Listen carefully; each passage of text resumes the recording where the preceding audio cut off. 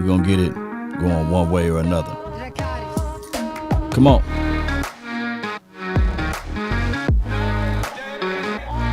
Be sure to smash the like button on your way in. We're going to talk about this, give you guys my reviews, my thoughts, my analysis. Let's go. They really say ain't no party like a cowboy party. What about a Broncos party, huh? What about a Broncos groove?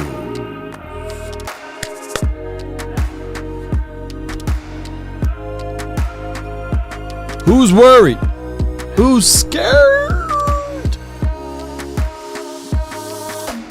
One thing we all adore. Something worth dying for. We're stuck in this game, searching for fortune and fame. Come on.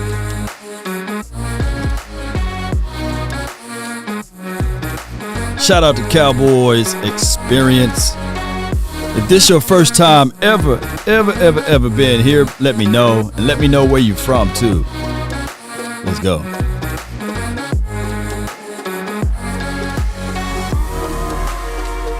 If you're mad about practice, let me know. Come on.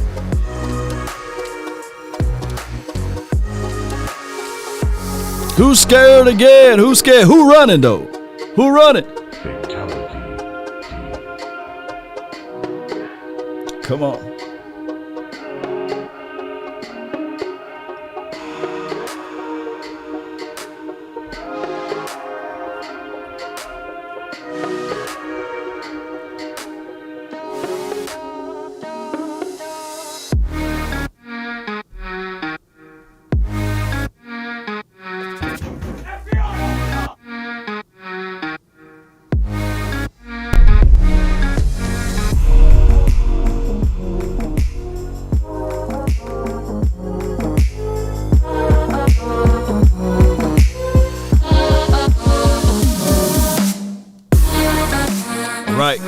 Shout out to the squad, man. Appreciate y'all. Appreciate everybody for jumping in. I know you guys got a chance and an opportunity to see the practice. If you didn't, go please check out Cowboys.com or check out the Dallas Cowboys YouTube and be sure to give them a like and follow so you can pull up all of that information. And I do got a few snippets on the Law Nation Facebook page, the big hit that was on Ezekiel Elliott, and, of course, the big catch by C.D. Lamb down the field and the touchdown.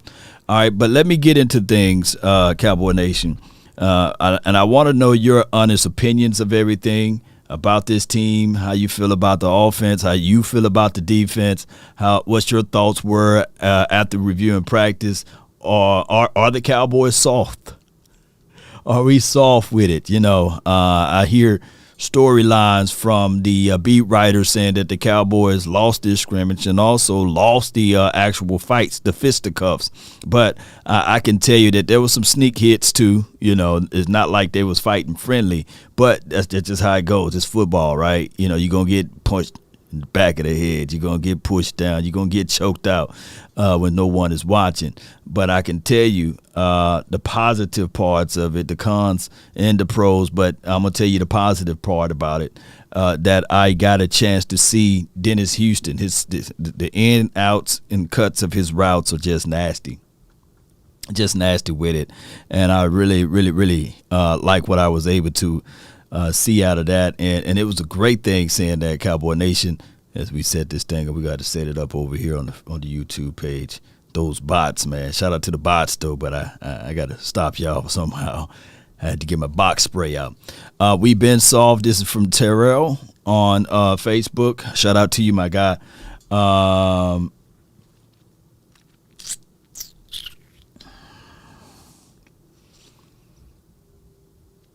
C.D. Lamb wasn't soft today, though. Let me give y'all that, you know. Dak Prescott got into the face of the opposition. Right. Dennis Houston, the undrafted rookie. cut it across, right? Come on. And as much as the pundits, the critics can say this and that, nobody was catching the deep ball on the Denver side like CD Lamb.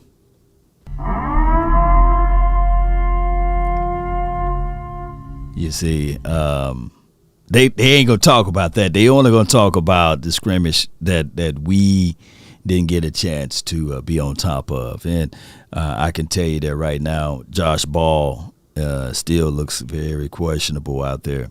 Another takeaway would be this, Cowboy Nation, the aspect that the Cowboys went with Tyron Smith, Connor McGovern, right, Tyler Biadasz, Zach Martin, and Terrence Steele. Even though Terrence Steele got thrown around, hey, Chubb is no one to sneeze at. I do like the grit of Terrence Steele, but he didn't look as sharp as we wanted. But he had a little bark to his bite, and I'm quite sure if you get majority of those reps to Tyler Smith instead of Connor McGovern, maybe, just maybe, you will see a little bit more fights out there. They said that Ian Bonton, he walked off under his own power. Shout out to him. He got knocked out on a special teams drill.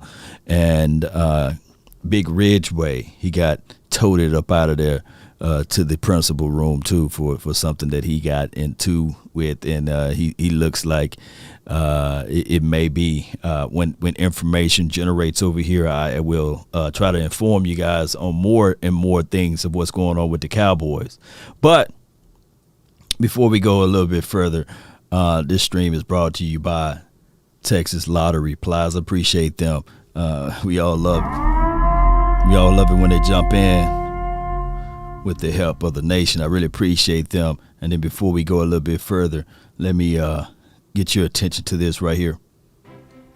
Let the Cowboys Experience introduce you to a whole new way to enjoy a Cowboys football weekend. Experience the ultimate Cowboys player and fan event at Toyota Music Factory on the Texas Lottery Plaza, making lasting memories by booking at cowboysexperience.com today. That's 817-888-1726. Be sure to check us out. I need for you guys to fight. I do. Week 1 and week 2 with us at Cowboys Experience. We will be hosting an event deal versus the Buccaneers. All right. And then versus the Cincinnati Bengals. So I'm going to need you guys to continue to fight with us as we fight, as we march together. Cowboy Nation, as we do all of this together, I need you guys to understand that, hey, Spartans! What is your profession? come on, baby. Come on. I need y'all to be fighting with us. So y'all can't be saying that this team is soft and y'all ain't ready to fight. So we need to be loud. We need to be super loud, extremely loud. And we don't need to have our legs crossed ordering wine and cheese at these games, right? We need to be in the face of the oppositions, right? Yeah, 657-390-7391 is the hotline for your mind. Dak to CD Lamb is fire. Cowboys fan, appreciate you, man. 1112, appreciate you. And I can tell you guys that this offensive line is one of my bigger reservations. The wide receivers, look, we went against Patrick Surtain, Justin Simmons. He had his wins in this battle too. Shout out to him. Phenomenal safety, right? I love his skill set. I wanted us to draft him way back when, but neither here nor there. The Cowboys, I'm telling you guys right now, where my butt? There we go. This team, we are right here, right now. We're not here. We are right here. And what we're trying to do is climb to a level above this mic right here. We want to get higher. But I don't want this team to peak in August. No, they still got to go over some things that they have to learn. Shout out to Randy Gregory. He was out there, with his T-shirt on and no pads, no helmet, and he was kind of trying to stir up some mess out there, right? Shout out to him. I couldn't help but to think, man, I was reading the chat. when you pray for rain, you got to deal with the mud, too. Look, I was reading the chat, and they said, man, look, Randy Gregory high as a kite. Smoke weed every day. They said that joker high as a kite out there, but shout out to him, man. But he was still stirring up some mess out there. And can I tell you guys that if the roles were reversed, right? Didn't Basham catch an interception today? And let me know who was the quarterback that threw that ball. Y'all can help me out. You know, but if the roles were reversed and if the quarterback for the Cowboys drop back and throw an interception to, let's say, Bradley Chubb or whoever, you know, they would have been talking about that left and right. But nobody talks about that, though. It's only that when I read, let me see, let me make sure I go with my Twitter. You know, don't y'all hack me, man. You know, don't y'all try to hack me here. Don't y'all hack me here. It goes right here. My guy Clarence Hill says, looks like the Cowboys lost the scrimmage and the fight. Come on, man. This is just low-hanging. Clarence Hill, come on, man. Come on, man. How you going to say that? You know, when I saw C.D. Lamb abusing their DB, pulling the ball out of the sky with no alibi, right? UGLY. You ain't got no alibi. It was ugly. You know, what? It was ugly. I'm the biggest cheerleader over here, if I can say so. You know, Cowboy Nation, let me see who all on the phone, man. I really appreciate you guys so much. We got the 520. You live. 520, you live. What's going on, Law? Nothing much, man. Talk to me, Chief. What do you think about Dak this season? I mean, I love Dak. Yeah. You know, he's been the man for the past few seasons already for us. But, I mean, do you think he's the epitome of what Dallas Cowboys are? He's good but not great. He's not going to be the man to take us over the hump. And we're just kind of in that bubble that we can't get out of because of the quarterback situation. I mean, what do you think about that? Well, this is going into his 7th year, so there should be no more. Hey man, wait till he develop this, right? Wait till he develop the fade ball or the deep ball or going through his progressions, his reads. Outside of injuries, I think that this should be the year that Dak Prescott remains solid. I think that you will get more of the first half of the season, Dak. Now, I get it, right? I don't think that he is the reason why the Cowboys been on their downward spiral since 1995. I think that he's solid. He won 52 games in his career, and he win more than he lose, and he throw more touchdowns than interceptions. So the magic or the secret sauce to Dak Prescott's success and the Dallas Cowboys is what West Coast been banging on the table. He even gave me a hat, and it says run the damn ball. If they run the ball, set up this offensive line to get a little bit more gritty and nasty with it, you would see that Dak Prescott that everybody know of, right? The solid guy that's going to take care of the ball that can win you games if he manages it right. I feel you, and that's what we love about Dak.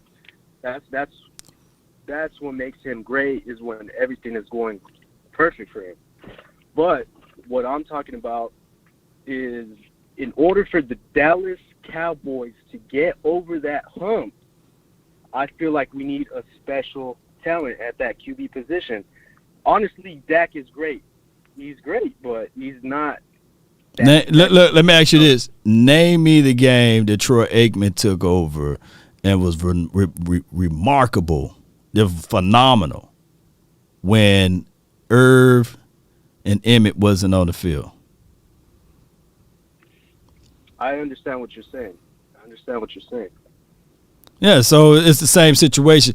It is a complete game. I think that the Cowboys, we've been so impatient. Well, we've been patient with it, right? We've been patient with this team for over 20 years, and now we're kind of like nervous patients because We see other teams climbing the rankings. We've seen all of a sudden the Cincinnati Bengals, they get a quarterback that changed their whole entire franchise and made them go all the way to the Super Bowl, managing with what he had to be dealt with. We've seen teams to go out there to make the selection of bringing in Matthew Stafford. I'm quite sure that the Detroit Lions, it was like, man, I think that we like Matthew Stafford, but he's nothing special. It's been 13 years. We've never won a playoff game, etc.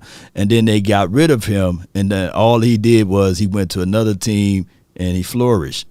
That could be the same situation. Let me ask you this. If you pick Dak Prescott up and put him on the L.A. Rams last season, do they win the Super Bowl? No. Why?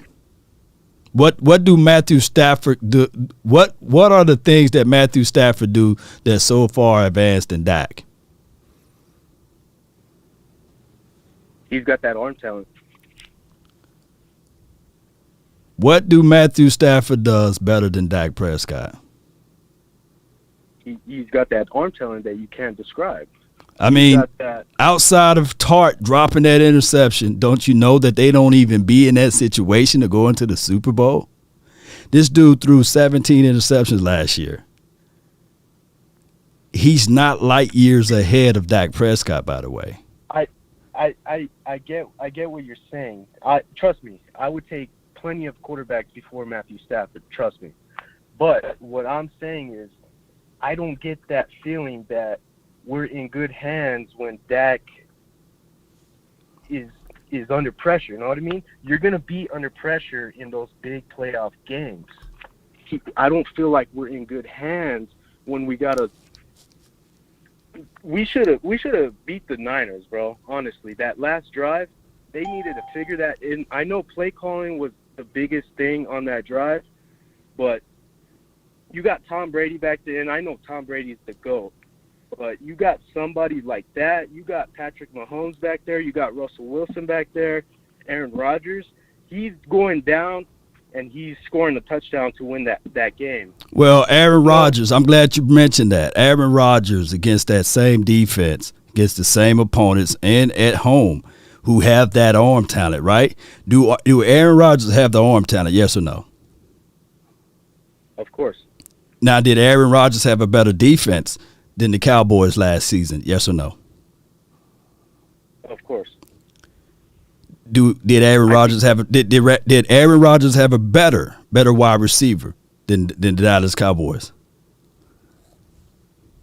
Maybe an overall better receiver, but we had the best core.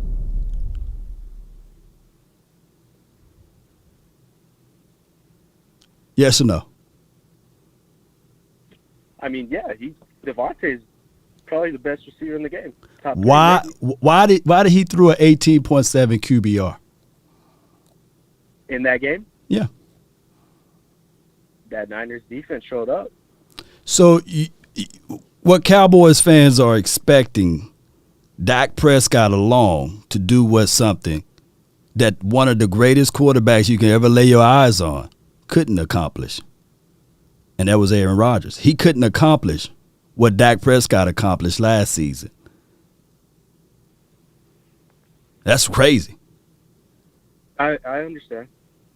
So, I mean, it is what it is. I get it. If we had Aaron Rodgers on this team for 13 years and have yet to win a Super Bowl, let's say, would we be still banging on the table and said, hey, man, what's going on with A-Rod at this time? You know, because that would be the likely expectations. Because if you had Aaron Rodgers here under, let's say, Aaron Rodgers won his Super Bowl in Green Bay, and the following year he was moved over from Green Bay to Dallas, and it's been 13 years. We would continue to look at all of the problems outside of Aaron Rodgers. We would continue to be like, hey, man, what's going on with him? Because he got the best arm talent, and they surrounded him with defense. They surrounded him with playmakers, and they can't get the job done. The Cowboys can't get the job done. But all of a sudden, this becomes, an isolated issue. On one end, you got a Hall of Famer quarterback that can't get the job done, but they look over that. But on the other end, you have Dak Prescott, who's proceeding to have, at the end of his career, he will shatter every Cowboys record as it relates to quarterback outside of winning Super Bowls. If he don't win it, he will have the most yards, the most touchdowns, the less interceptions per touchdown ratio. And we would still be talking about it's Dak Prescott's fault. I would literally say that collectively it's an overall fault, not an isolated situation fault, in my opinion. Yeah, I understand. And honestly, Aaron Rodgers is probably, despite the arm talent and that thing that makes him special, he's probably a bad example, because I give my boy crap all the time. He's a Green Bay fan. Like, he's got one Super Bowl to show of, and it's like, where are the other Super Bowls at? But you're not getting what I'm saying. If you pick Aaron Rodgers up and you put him on the LA Rams, they win the Super Bowl last year. Yeah, because it's the team game. They had the number one defense in the National Football League. They were able to play complete games. They had really small issues, but it was masked over with their defense being able to get the ball back to the offense and the explosions of not just relying only on Cooper Kupp. They also had Odell Beckham, their philosophy and their offense approach. It takes a team to win games. And what fans tend to do is they look at only the individual, like this is basketball or tennis. No, it's a complete 11 versus 11. Aaron Rodgers straight up, he would have won the Super Bowl last year with the LA Rams. Mm-hmm. Yeah, but like you asked me, do I believe they win the Super Bowl with Dak on that squad? And you said no. I can't really say yes. That's the thing. Trust me, bro, I love Dak. It's just I've got that feeling that he doesn't have that specialty to him. You know what I mean? That it factor that makes a quarterback special, that'll take you over the hump. Like, I don't see it, and I love Dak because it sucks. Let me ask you this, though, before I let you go. If you pick Dak Prescott up and you put him on the 2000 Ravens, do they win the Super Bowl? That defense? Right. You see how it goes, man? It takes a team, baby. I think that Dak Prescott is a guy that need help. I'm not saying that he can walk on water, for crying out loud. But even my guy Troy Aikman is 1-15 without Emmett. And I'm not going to say Troy Aikman suck or anything.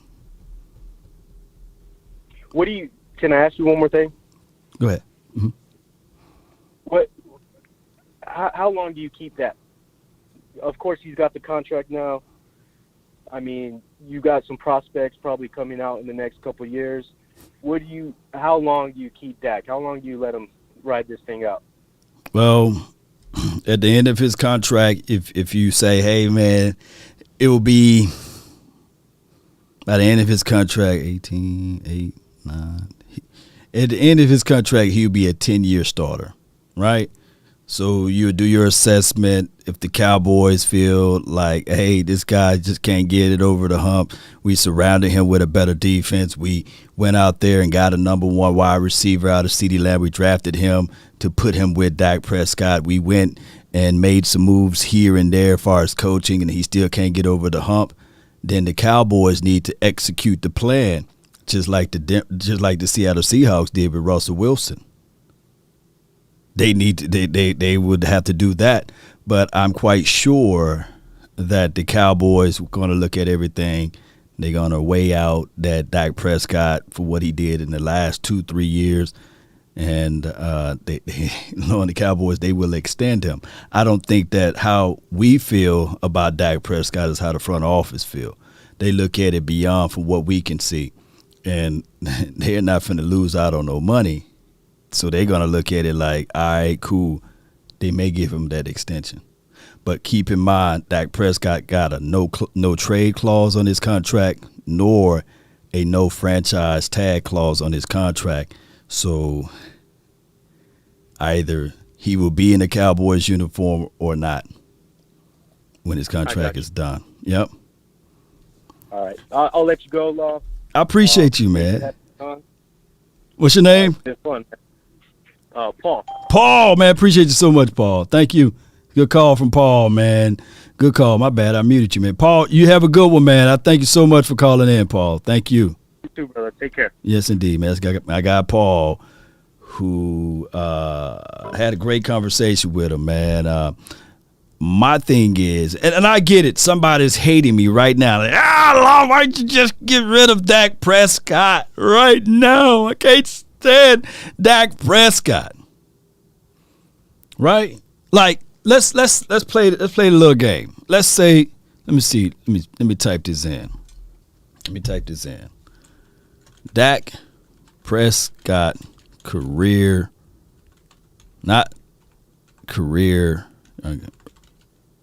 wins. Okay.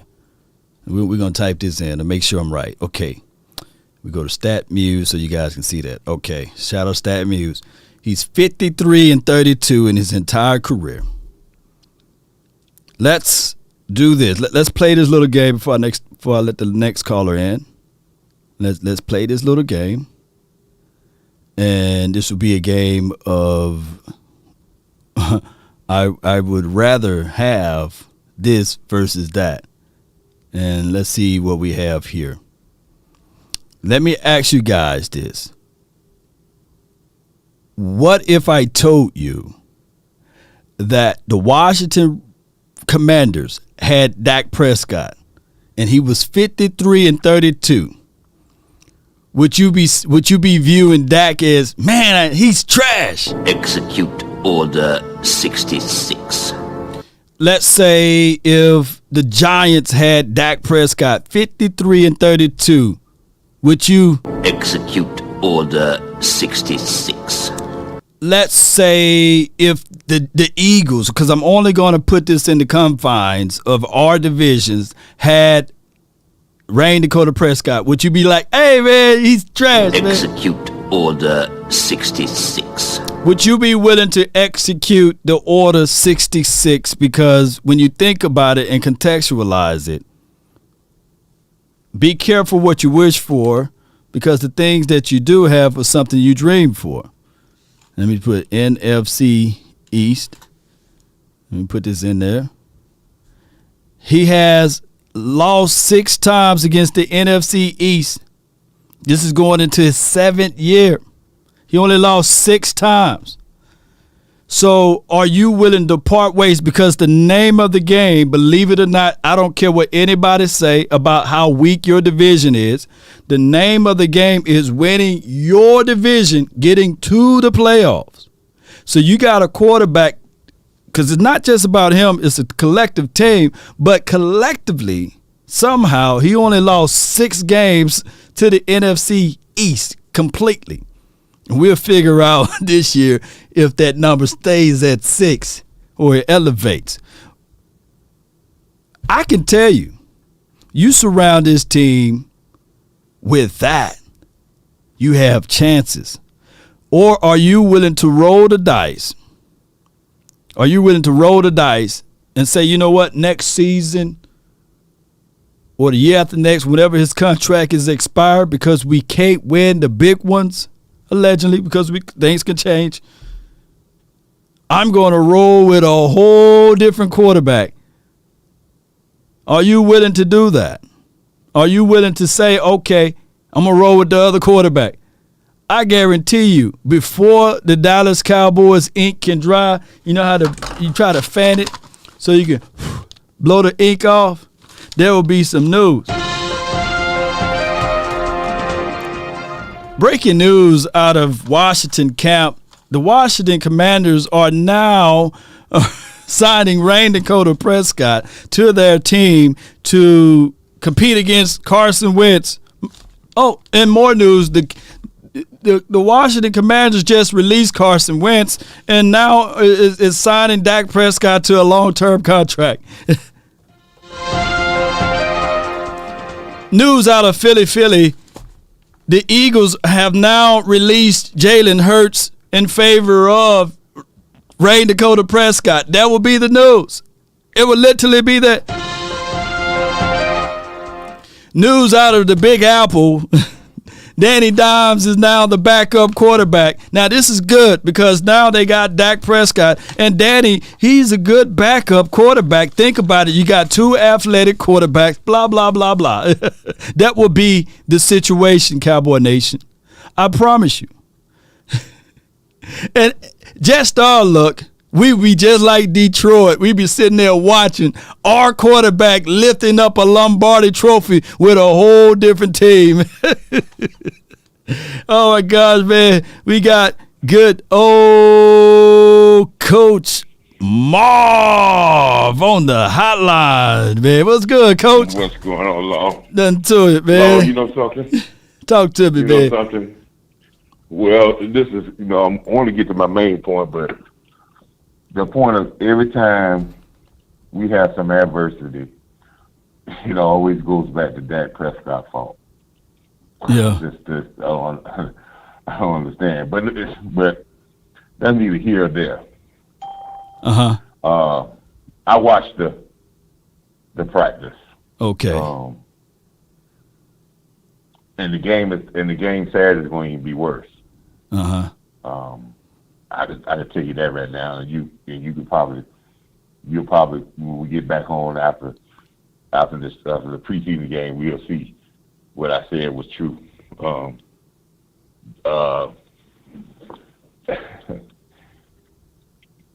I have no problem when you don't have timing. I have no problem when you're making mental mistakes. But I got a problem if you're being challenged and you don't step up to the challenge. Right. Because you can't manufacture that during a season. Mm-hmm. So, I think for Cowboy Nation, talk to me. That this talk about receiver, we need to hush up about that.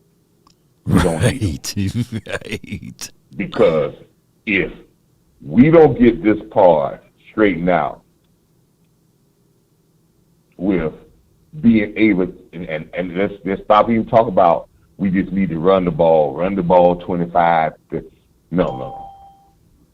Everything I see from that offense is what we call an offense today. What I seen, we may have that one play down the field.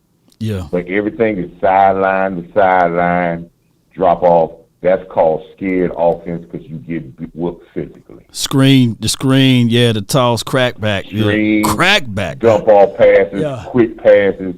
All of that is what we call, I'm just trying to get something off. Right. And this is the same. See, I said this when we seen that first scrimmage. Mm-hmm. And people say, "Go, coach is being overboard." No, I seen that when that first scrimmage. I said, "Okay, that is it. Our defense is that we will understand when they start seeing other people where is their attention, because there is no reason why you're not attentive today. Zeke and TP out there at the same time. These are not your teammates. Toss back to Zeke. Yeah. This is a true. This could be a true sign of your character. So this is the thing, and I understand that the Cowboy Nation, we have our words need to be heard, and it can resonate. We need to call them soft. We need to get on them and call them soft. They need to hear it vibrate over the walls that you saw. Mm-hmm. And they need to hear it now so you can fix it in 3 weeks to 4 weeks. And that is a mentality change, and that is an entity. Telling it how it is. More than just talking about right, let's see what Dak. We have always said talking about it and being about it is two different things. Not only did I see that intensity, I saw a blocking technique that was sloppy. Okay. The blocking technique looked high schoolish. It didn't look like professional. When you start seeing linemen on the ground, that's high schoolish. That's lunging. That's not being and when you start seeing penalties, even when we snapped the ball, didn't look like everybody was moving at the same pace. Mm-hmm. And then we didn't get a chance to see the defense as much. But then I heard that the defense may have been getting a little run on them, because I said this when I started seeing this, that the softness of the offensive line will hurt the defense eventually because they don't get good looks. Right. So this is not me over-exaggerating. This is where you start pulling the alarm switch, because this is the time to do it. Because once you get in the season, only thing you got to do now is say, okay, if we have a bad game, let's prepare for the next game. Because you ain't got much time between games to be like, oh, well, going up. No, this is the first scrimmage. The first preseason game hasn't coming up. Yes, we need to get down on them. Now, I understand, Law, you being positive, and I understand that. But this is the time you're going to get down on them. This is the time to do it. You don't want to peak in August. Yeah. Now, some of the things. That's not championship type. Some of the things, Coach, from my assessment of it, some of the things I see from the offensive line approach, they got whooped. They allowed the opposition to get inside them too quickly. And they've been getting whooped since day one of pass. Since day one. And when is that going to stop? We don't know. We definitely don't know. I can tell you that the cement on this offense is still wet as it relates to that front five. It's still wet. And I can tell you, Coach, and you know this, when I saw, like, their plan is to start 66 at that left guard. Was that right or wrong? He got those first team reps, and my thing is, I don't understand. If I drafted, if the go ahead. competition is close, right? Listen, Law, if the competition is close, you go with the younger guy. There you go. I mean, if it's close, I mean, we have two problems that I see, and I'm not saying McGovern's the problem. No, he's not. I'm not really believing in Tyler Biadasz at center, because these things we keep seeing the exact same things, and we're seeing a lot of Connor Williams out of him, because when you put stronger people, your weakest links start to show. And instead of talking about wide receiver people, we should not even talk about wide receiver. We need to get a swing tackle in this building. Now, as grandfather say, you can't be waiting too late. We need to get somebody, and it may not be the best, but if he got nasty, if he might not be the best guy. I understand that the covers are bare out there for linemen, but we need to bring someone in here with a attitude. He might not be the greatest offensive lineman. He might be a veteran, but we need to bring somebody in here with a attitude that can come in this, and he might be on his last leg, but he can come in this locker room and say, we soft. Because I believe our big dogs, and Tyron Smith and Zach Martin, have become poodles. I'm not saying they play, but their mentality. So you could be soft, like I said. I told you one time you could turn a hornet into a butterfly if you continue to be soft with him, and you could change it. You could change that dog, that hornet, and then you can make him act more like a butterfly. No doubt. It's time for someone to ask the questions and to get in the face and not blame filming. See, we try to jump off, and yes, filming is hooked, but we try to jump off onto the coach. Yes, the coach should have some responsibility, but it is time that we talk about the toughness and the mentality of the players. And I start with Tyron and Zach Martin. Because if the rest of the line looks soft, you soft. Well, with that being said, Coach, there is a consistency. Have to speak, but there's a consistency with your conversation here. You didn't mention the defense being soft. You didn't mention individual players being soft. but their pattern is the offensive line.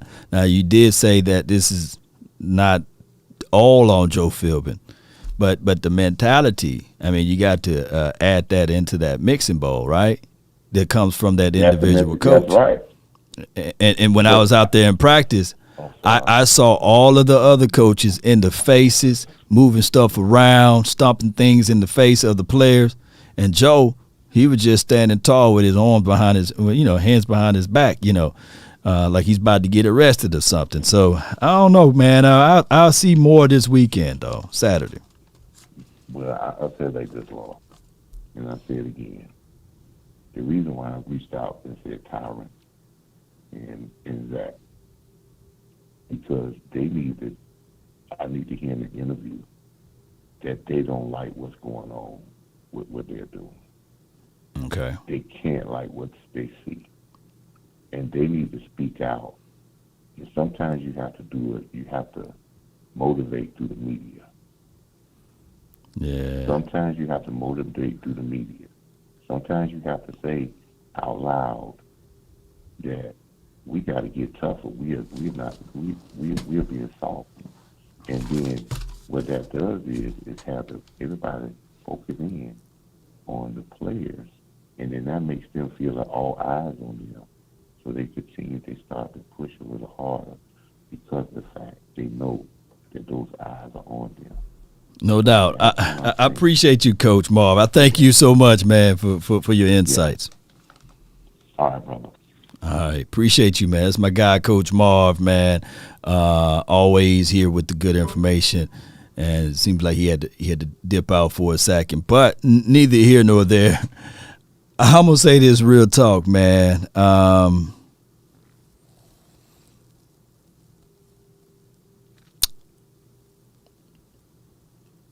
Offensive line, if you poll this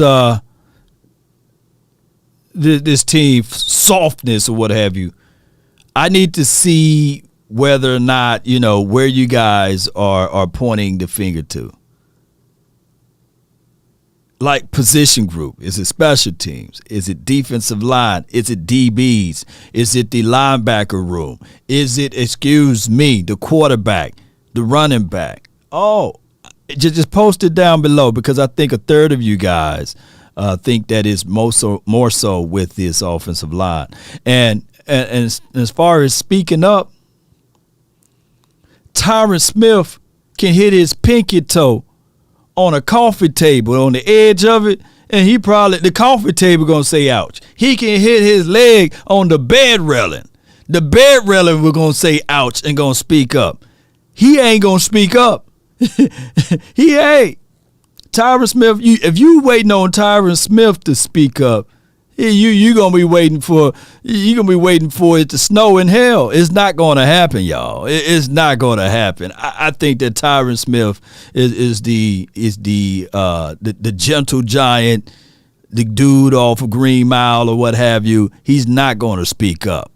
And waiting for Zach Martin to speak out, I can say that Zach would say a few things, but he's not going to speak out toward anyone, Offensive line is Sharman line. Sharman like soft. No, yeah. But my guy Jay Versick, man, you live. Oh, that's me? Yeah, you live, man. 407. It's you, right? Oh yeah, that's me, Jay Versick. Yeah. Wait a minute. I got. I'm sorry. I got at least 3 things to say because, Coach Marv's points, I agree, but I'm sorry, I disagree on the Coach Philbin part because I believe our offensive line wasn't soft when we had Mark Colombo. You take on the mentality of your coach. Yeah. And if he's not teaching these guys or showing these guys, the toughness, then it's like these guys are going to be lackadaisical. I mean, in my honest opinion, do this guy even know who the best father is? Right. Look, Jay Burson. Last year, man, it made me so angry and upset. I said, one thing you don't want to mess up is the continuity with the offensive line. Those 5 guys got to be on the same page, singing from the same hymnal. And what they did against that same team, Denver, that was the time when they said, you know what, we're going to kick Terrence Steele to the opposite side. We're going to insert Big Lyle Collins. And it was just a full bag of tricks, man. It was crazy, man. But talk to me, man. You got me all revved up over here. No, it was a mess. And here's a nugget.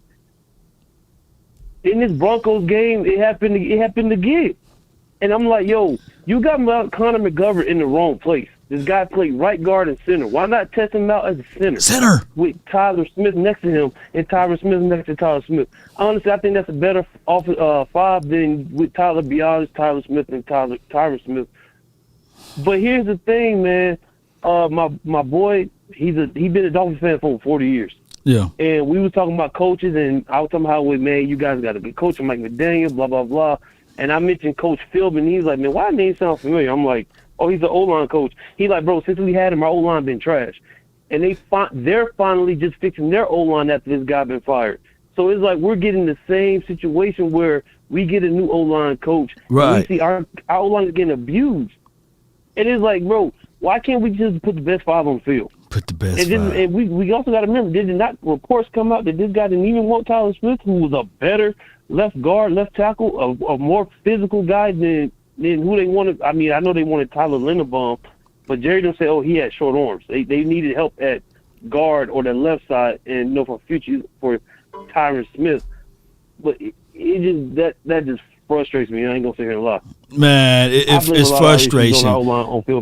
Jay Verse is frustrating because I know you might want to see what Connor McGovern got, number 66. But this is a scrimmage. This is against a team that bullied you all last year or what have you. Yes, it is. I would have literally said, all right, rookie, Tyler Smith, we drafted you in the first round, you know?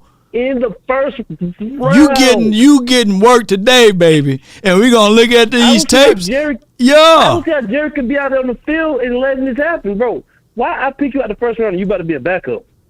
Right. If not, you want him out there so that he can get those growing pains out the way. You don't want to see him. You don't want to see him week one trying to say, all right, man, I'm trying to get my reps in. No, you want to go ahead and pull that Band-Aid off and throw his little butt or big butt out there. You know, you got to do that. Right. And to the caller that called before that was saying about he don't think Dak Prescott got that it factor. I mean, didn't I ask you how many quarterbacks got that it factor? Because most quarterbacks that got the it factor, I believe they got a head coach who's out of the bench to the Super Bowl or multiple Super Bowls who actually is more involved in the offense. Yeah. I mean, you can't compare Dak to Aaron Rodgers, the guy who's been in the league for 13 years and been to the Super Bowl, or 17 years and only been in the Super Bowl one time, and that was back in 2010. Yeah. I mean, we're in 2022. Like, there's no comparison. And like I've always said, and I ask the guys at my job, I'm like, how many guys go to the Super Bowl within their first 5 years? I don't know. It's not many. Not many. It's not many. Yeah, true that. I mean, shoot.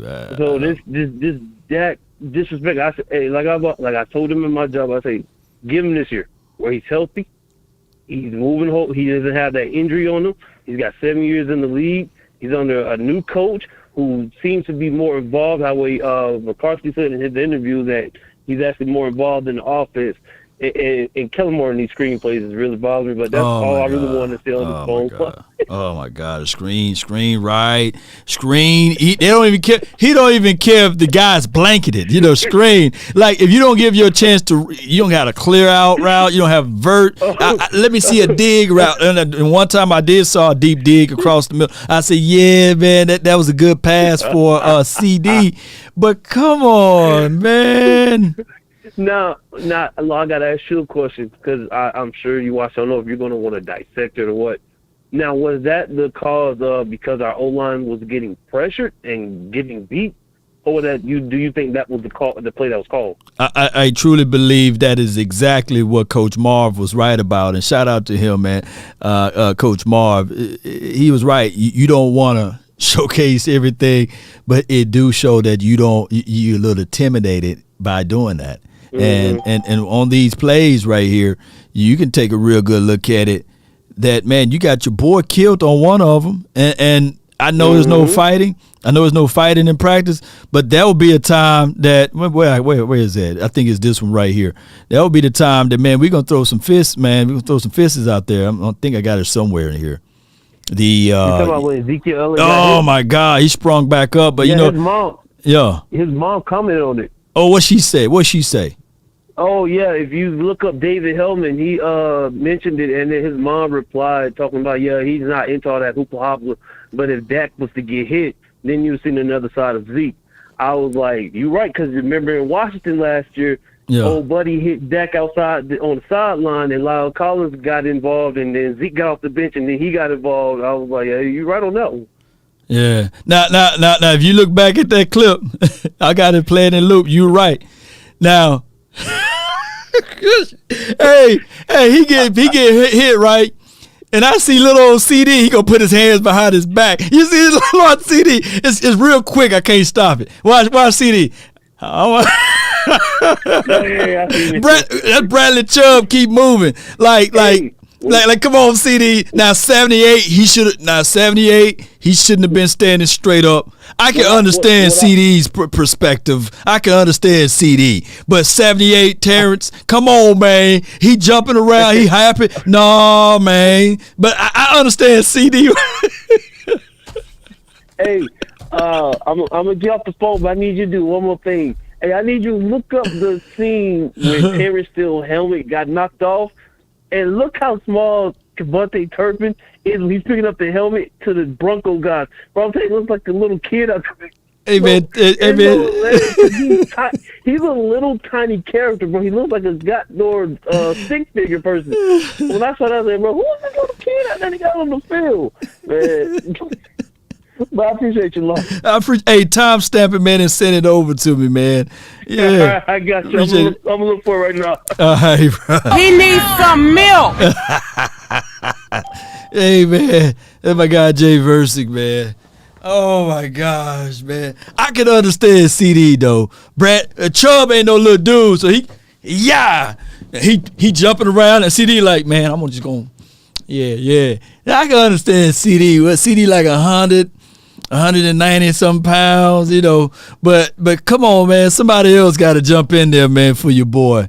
You got to jump in there, man, for your boy. All right, man, boy, this line longer than Shaq feet, baby. All right, man, it's from the 757. You live. What's going on, Laura? What's going on? Man, let me hit this button right quick, man.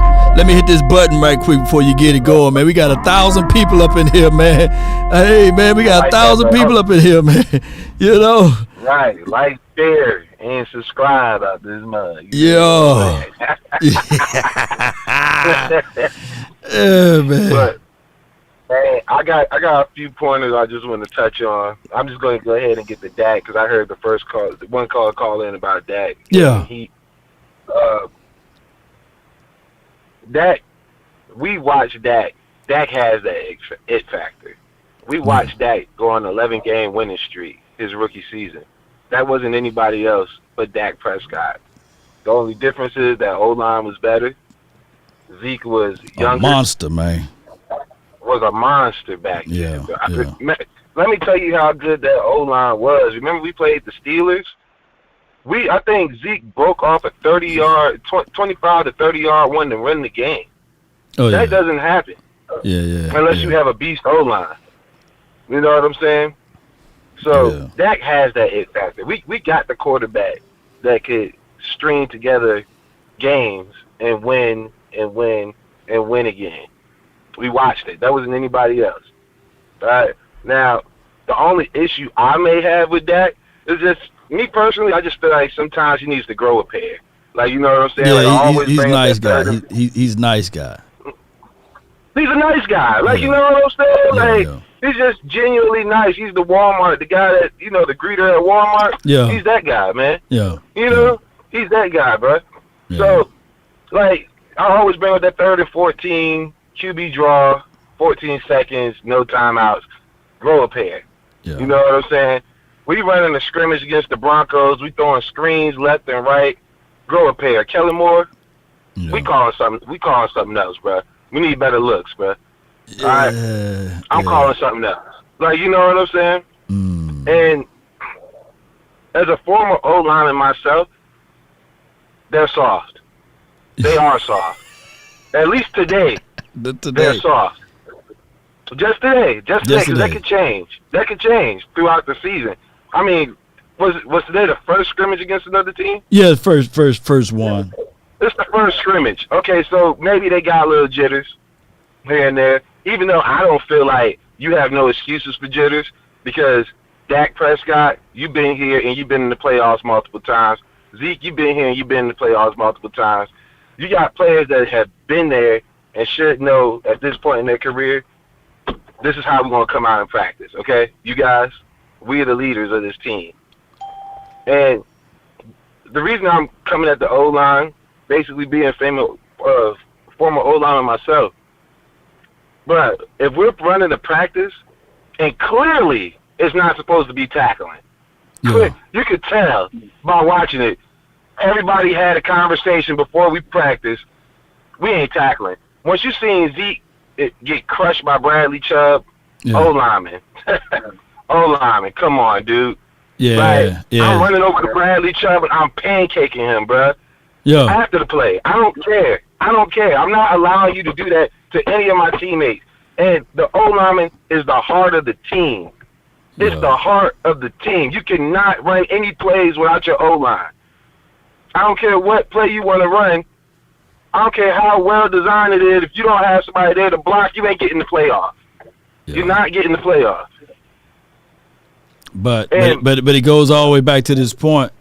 You become the identity of the person. Like the coaching philosophy is exactly what we said. We want, like Jimmy Johnson had the short man syndrome, right? He wasn't a big, tall, burly guy. He's a really short guy. I think he's like Turpin size, or height, but he's wide. But he can chirp.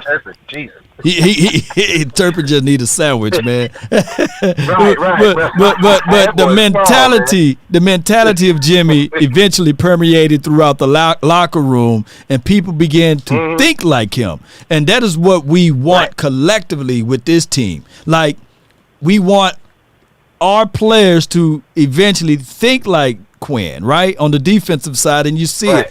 Al Harris got many Al Harrises. If you look at how Al Harris played the game, you see that these DBs are trying to emulate that, So I just think that Joe, man, he got in. He's good with the head coach, and he's secure with it. Right. Joe need to go. We already know that, man. We already every fan that's a Cowboys fan already knows Joe need to go, bro. Like, yes, indeed, man. Hey, I just feel like there's just certain things you don't allow. Right. And as head coach, you know what? F the plays. I'm gonna put a collage together of you guys getting knocked the F out by the Broncos this scrimmage. F the plays. Yeah. Because according to head coach Mike McCarthy and OTAs, we didn't need to run extra practices because we got plays and we ahead of schedule. You dig what I'm saying? So F the plays. Yeah. Okay? Why are we getting knocked the F out? Why are we getting knocked the F out?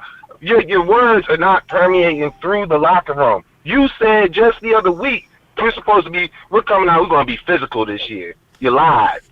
Already. You lied. Because we can see our team is not physical, bruh.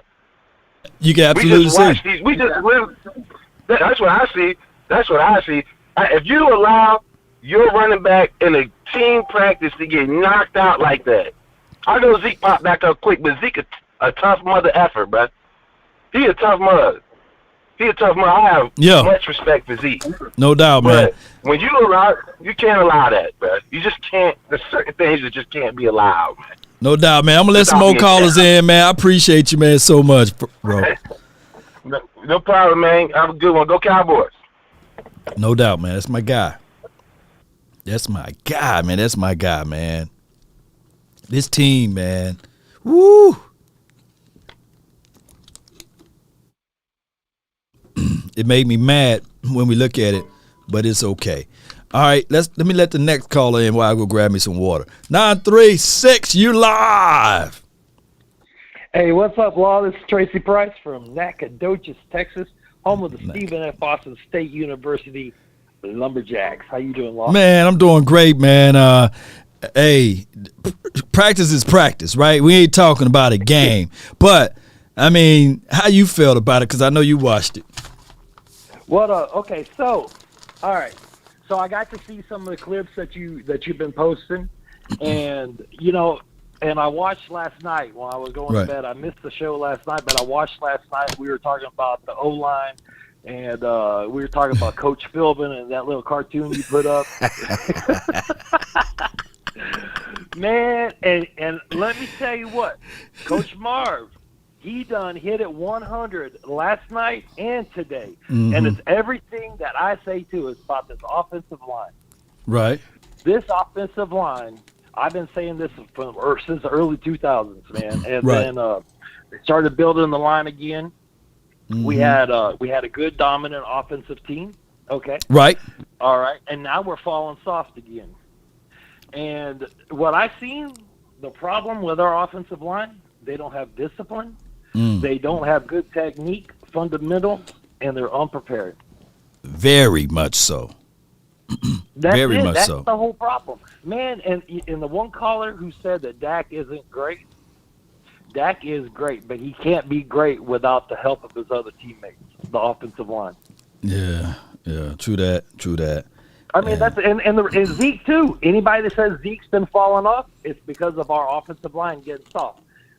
Zeke is a good back. Tony Pollard is a good back. They can be great backs with a great offensive line. Look at Emmett. Emmett was a great back. He had a great offensive line. Yep. Yep. And so, I mean, I'm just repeating everything that's been said already. But, that's really what it comes down to. Philbin is the problem.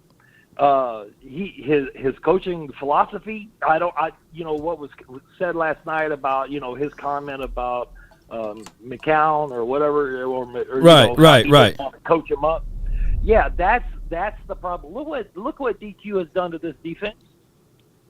Look how DQ change everything, man. Dan Quinn done changed the way they handle things, and even when you look at practicing on how they get themselves together and everybody on the defensive staff.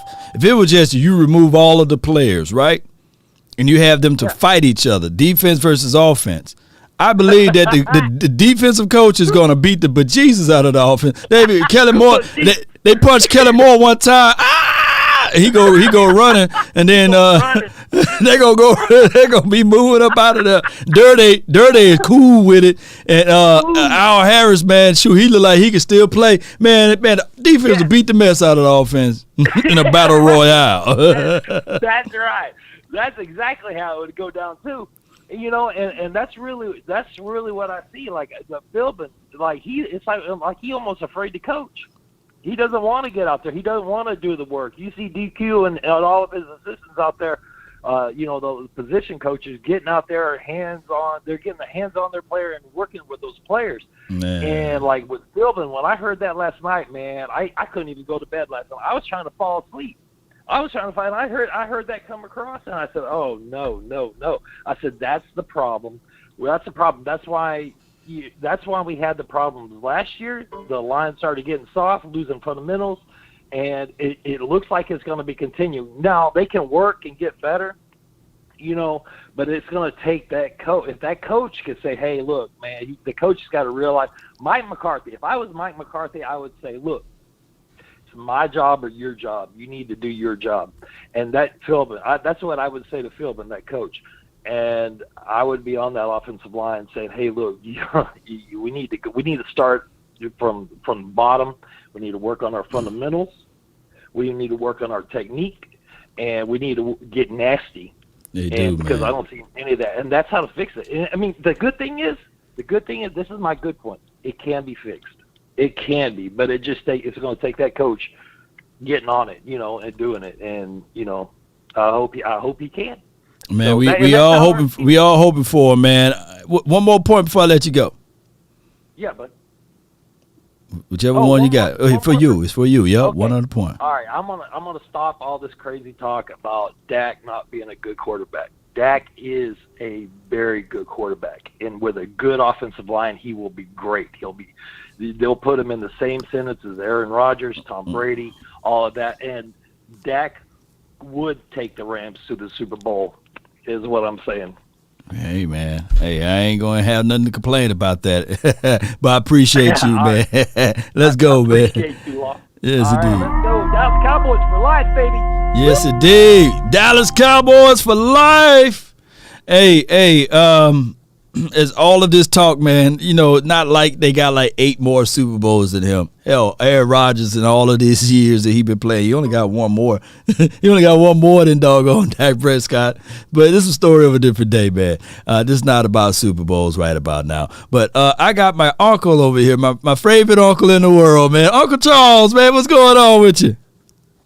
What's going on, Law? How you doing, man? How's the family, man? Man, family good, man. Everybody's well now, Well, you tell them babies, Uncle Charles said, make sure you go to bed on time and make sure you eat your vegetables. Most certainly. I'm going to let them know. Unc said, eat those vegetables and go to bed. Go to bed.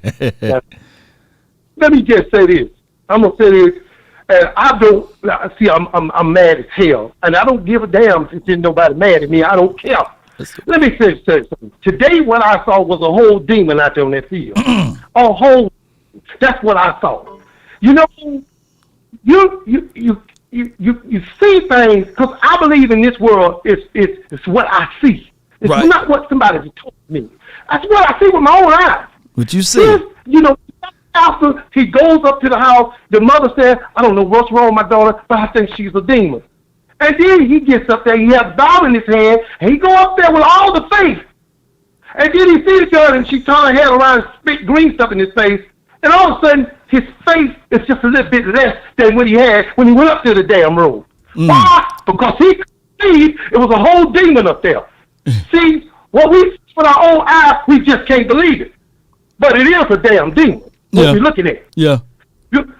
Offensive lineman on the ground. I shouldn't get stepped on. Let's say something. It's one thing for a defensive lineman to lay on top of you, but when he take his whole foot and put it on your forehead, I know what play you talking about too. Yeah. And Zeke got lit up like a New York Christmas tree. He got lit up. Zeke is Zeke. He's tough. He can take that. That's nothing for Zeke. But let me just say this, man. Jerry Jones and Stevie Jones regular said, "Oh, we just gonna see how it work out." We see how it look. It ain't gonna work out. It's not. I'm sorry, Cowboy Nation. Now everybody in the Cowboy Nation, y'all know I love y'all. Yep. And y'all gonna tell how it is. Yep. Whether I was wrong or right, and I'm not right all the time. Hell, I'm not God. Right. But I am Uncle Charles. And I have lived. I've lived a while where I'm more mature and I think better than I used to. Let me explain something to you, man. Let me explain to you. I got 2 midget friends, man. Sweet Willie. I got 2 midget friends. Yeah, I got 2 midget friends. Sweet Willie and a Wardo. And Sweet Willie, I ran into him like about a year ago. I ain't seen him in a while, and he was in the store there, and I said, "Man, standing back here for?" I said, "Man, I can't get that bill up on the shelf." I said, "Oh, I forgot." So I just put my hands together, and he stepped up there and got his bill. But in the process, I dropped my change and it went up under the freezer. I couldn't get it. Good old Sweet Willie got up there and got that change and paid for my snacks. And I went over there and see my other friend here next door, Hawado. I went over and see him. He said, "Hey, Uncle Charles." I said, "Hey, Hawado." He said, "Give me a high five." I said, "I can't. Man, I got spasms. If I reach down there and give you a high five, I ain't going to be able to get up." Let me tell you something, man. Go by what we see. Go by what you see. Go by what I see. What does God say? I'm the same yesterday as I am today. He don't change. He don't change. He is. And what we're seeing is not changing. Now, whatever world Steve Jones and Jerry Jones want to live in, you can live in that world. Because ain't nobody in this damn chat is in their price bracket. And I don't know one billionaire you can tell anything. No. don't think they're going to die. In fact, Daniel got so clever now that he will pay for a whole nother body and take his head off his body and put it on another and think he's still going to be alive. That's a billionaire for you. I know it don't sound right. I know it sounds crazy, but you better listen. I'm telling you what I saw today. It's not going to get no better. You need a swing tackle. Mm-hmm. You need that. The defense is going to get good. The defense is going to be lights out. Yeah, defense is going to be good. Yeah. Yeah, what happens when you got to score? When you need that point from the 45-yard line. What's going to when Dak is, and you still running the same play, in and around, reverse to the wide receiver, screens. That's high school stuff. In fact, we run that down in Jacksonville right now. My alma mater, of course, the Mustangs, the mighty Mustangs, and we run that mess right now. I'll tell you this, right? And I said this in all fairness. And in closing, I seen a demon out there today. Now you can call all the pastors you want, and he'll come with that Bible. Once the demon really shows up, we're gonna find out how much faith he got, and that's all I gotta say. Either do what you need to do, or you ain't gonna make no playoffs, and you ain't gonna get no wild card. You're gonna be at home for Thanksgiving, and I don't even want to see no Thanksgiving. Let me tell you something, Lord. Thanksgiving, I could not even eat my dinner. I was so myself. I couldn't even eat my dinner. I should have gave it to somebody that was less fortunate. That's what I should have did. And maybe I'd have got more fun out of that and more good heart out of that. And that's all I got to say. And I love you, bro. Much love to you, Uncle, man. Appreciate you, Uncle Charles, man. This message is brought to you by Charmin. You know, it took me a minute. That's why y'all saw me freeze it up over here. I was creating this tissue right here. So this is going to be the soft award. Every stream, we're going to give out the soft award. So this is a soft award, and I created this. Charmin soft bed. Look, man, I don't have any endorsement. I'm not endorsed by Charmin, but I can tell you, man, Charmin is by far the best tissue you can use for your rump. Be sure if you're out there in the stores, pick up some Charmin tissue. You know, it works wonders, man. All right, we got the 908. Let me hear your cons and pros of the practices. But let's get it. Yo. Hello? Yes, you live from the 908. What's good? What's good? This is Swayze. Swayze, man, what's good, man? Let me save you in here, man. I don't know why you're not saved in here, man. 908. Let me go here. What's going on? Talk to me, man. Let me save you up in here. Yeah, I ain't gonna lie. You gave me a handful yesterday, man. I watched the show. Like, that was funny. Like, I gave you. Look, man. Look.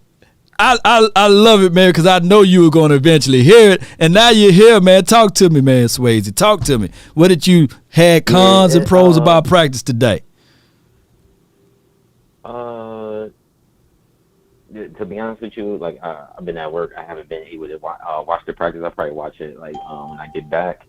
But overall, though, what I've been seeing so far in training camp, like the videos I have been seeing, the defense look pretty stout to me. I don't know if it's just the offense, like our lack of receivers, but to me, I've been seeing a lot of turnovers. Been seeing a lot of fastball. Michael Parsons has been looking really well. Again, he's a reincarnation of LT. Trayvon, he's been getting a little burnt, but maybe that's just early training camp. He's coming back from off season. You know what I'm saying? He's young, so he's in the club, all that. Like, you feel me? Like, so overall, like the defense has been stout, but the offense, I don't know. I'm a little scared about the offense, to be honest with you. Like, Zeke still looks like the Zeke from before. Like, he like, I don't see any bursts from him. I'm just really scared from the running back position. Tony Pollard. I think Tony Pollard needs to get 15, like those 15 carries. He needs to get 10 carries, but we already know with the Cowboys, it's a lot of politics involved. So, he's going to get the majority of the carries, but that's pretty much what I got from training camp so far. And then, like, I just hope, like, with this marketing strategy that the Cowboys do every year, they're going to have the marketing strategy. By week 3 of preseason, this team actually looks nice. You seen this boy in preseason? We got some speedsters. I just hope they calm down with the marketing strategy. We just get right to football and just, observe and watch and make some objective opinions about the game. But that's really why I have so far, to be honest with you. Well, no doubt. With this team, of course, it's going to market. I was reading some of the comments, and the Denver Broncos facility, the fans there, they was like, man, I'm glad the Cowboys are showing this because we don't have access to this, right? And yes, it's an open practice, what have you. So yes, man, you tend to talk about a team more. You tend to get more views, more eyeballs. I believe today alone, there was a Cowboy fan that was created, right? When CeeDee Lamb high-pointed the ball and pulled it out of the sky, the nation just grew by like 88 more people. Said, you know what, I kind of like this CeeDee Lamb. Now, as far as the offense, from your eyes and from your point of view, do you see that this offense could still be a top 10 offense in the National Football League?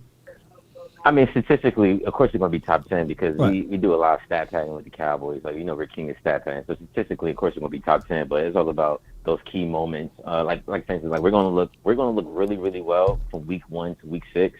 Look really, really well. It's about what we do from week 7 to week 15. You know what I'm saying? Like that's what matters. Like, to be honest with you, because I don't know. Like, again, like with the Dak Prescott situation. I just hope Dak Prescott becomes more consistent because if you look at his career over time, now we have a large sample size of what Dak Prescott can do.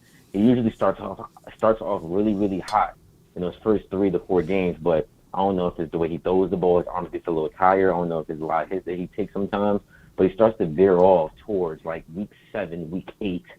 Zeke, they lessen Zeke carries around week 7, week 8.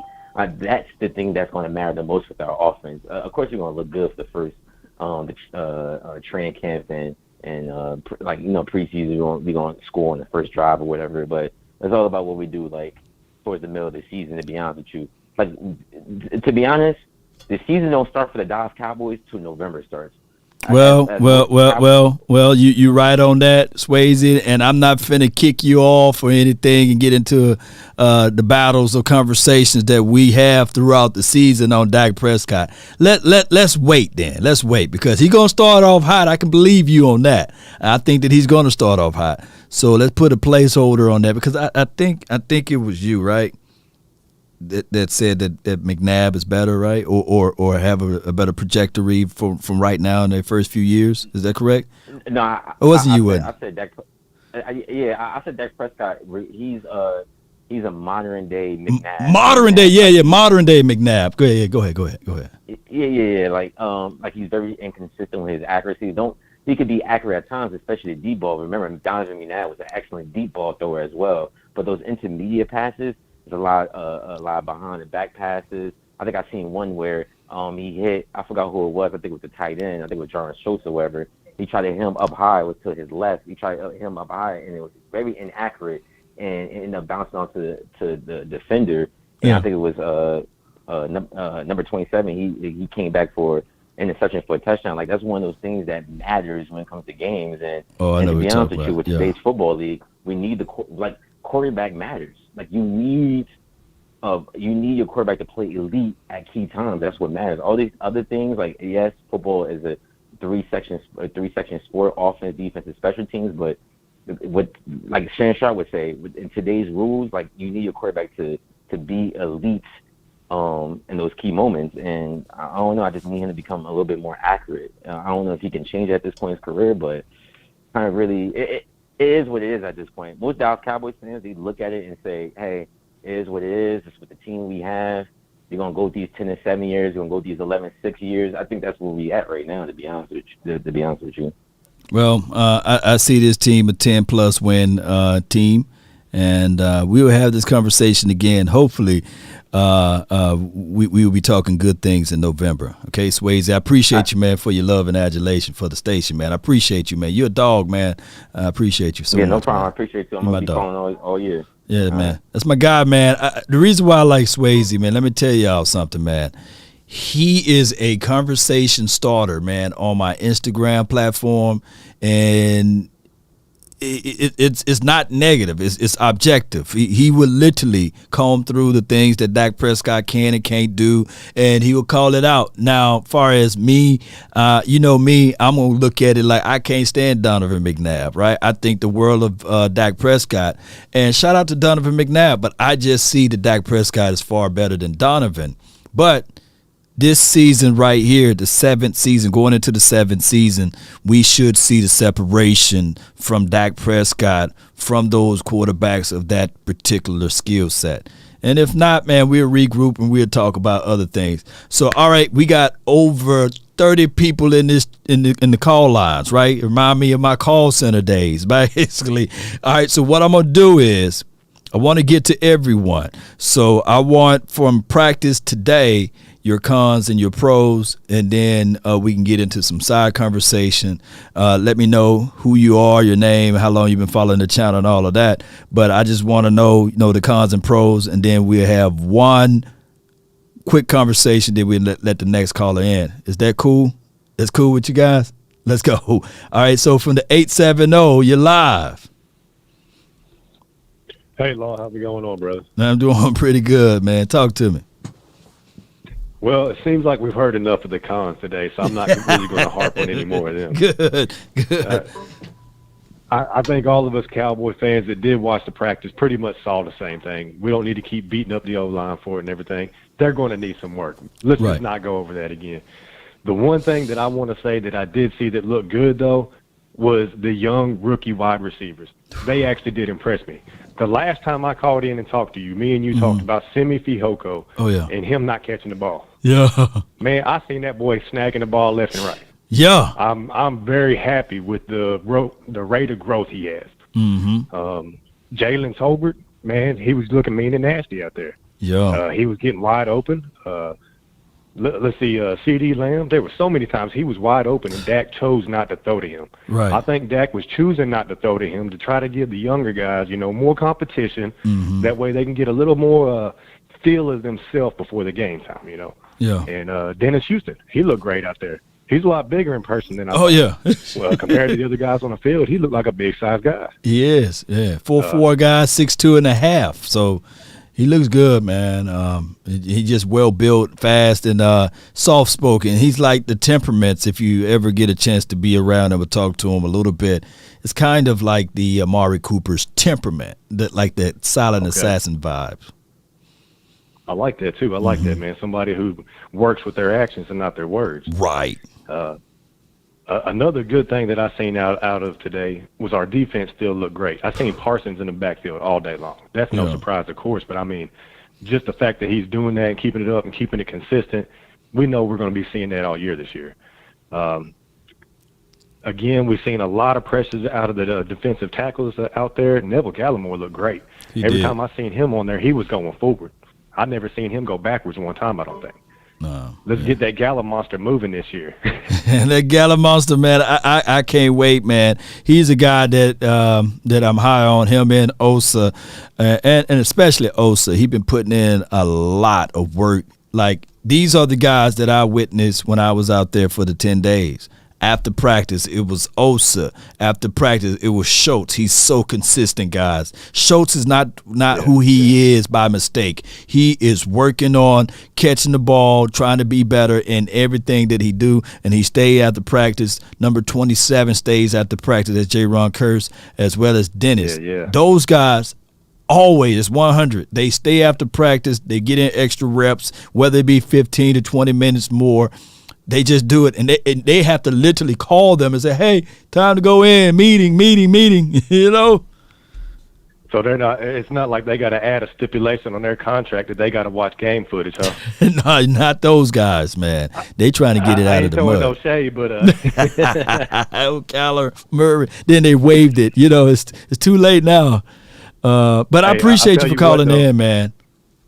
Go ahead. Okay, yeah, Law. You have a good one, brother. Hey, man. Thank you, man. All right, man. That's a good call from him. Hey, let's give that man a round of applause, man, because we're going to make these snappy or quick or what have you, and I appreciate him so much, man. I ain't get the man's name, but shout out to you, man, from the 870 though. Now I got this guy, I know his name, and he's gonna always be objective with his analysis too, and that is the DMV George from the 240. You're live. Yo, what's up, Law? Nothing to it, man. Talk to me, man. Your cons, your pros, and all what else we want to talk about on the end. Go ahead. My cons right now are these Cowboys fans that don't know football. Like, how are you guys talking about O-line technique, and you've never played O-line in your life or ever been around a high school, college, D1, or NFL level lineman, or been in meeting rooms with techniques or anything? You don't know technique. How are you going to say these guys aren't playing with technique or they're playing sloppy? Second of all, I don't know, but I'm pretty sure Kellen Moore in these practices, he's running basic sets of plays, I'm seeing a lot of 3-step drops in the passing game. Right. And you're really trying to get in the rhythm of your offense. You're not really showing, you're not showing your best cards yet. You're not really pulling out your draw fours yet. You're not really pulling out emotional damage. I take this practice with a grain of salt. I don't know how people are calling and hating on Dak. The first caller came in hating on Dak after seeing the practice that he just had. Dak, I'm pretty sure I'm watching this practice right now. People talking about Dak's not accurate and stuff like that. I'm seeing him complete passes at like almost like a 70% clip. And he's done it all his whole career, and it's not dinking and dunking. He works pretty well. One caller, I think his name is Swayze. He said Dak is not really good at the intermediate stuff, right? And then like on the flip side of that, he called him not accurate. So I mean, Dak had the 4th highest completion percentage, right, last year? Yeah, and he finished the season last year 104. QBR, I think that put him. He's fourth. He finished fourth in passing completion percentages and all of those major stat lines. Why do people say completion percentage doesn't mean accuracy? Why do you when people say that they say like mostly because the quarterback is dinking and dunking to get those completion percentages, right?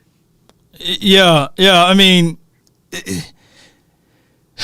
it's a thing of like the major networks, right? If you put Dak Prescott in his career, like he's literally top 10 in every major category, and one can argue in some of the super major categories he's finishing out and ranking out in top 4 and top 5 since entering into the NFL. Now Pat Mahomes got gorilla crazy numbers. Of course, that's Pat Mahomes. Just last year, your guy Justin Herbert, wonderful, brilliant, right? Good numbers from last year, 5,000 yards. I mean, touchdown to interception ratio is just stupid. And Burrows, man, he came into the league with his number 1 wide receiver from college. So, well, last year with his number 1 wide receiver from college, and then of course they had some weapons for him his first year before he got his injury. All of those guys are going to be good. Josh Allen, it took him a minute to become to who he is, and then we would take a real good look at him now since his quarterback coach as well as his offensive coordinator is gone. We'll see how the Bills will look for the 2022 season. But a lot of people have this thing for Dak Prescott because of how he got his job, and then, of course, people are very impatient with this team now since it's been 27 years. Exactly, and I feel like people. I mean, honestly, I feel like they've been brainwashed because if anytime you have a caller come in and say Dak doesn't win the big games, Dak is not clutch, Dak is, and this is the reason why we need to get rid of him.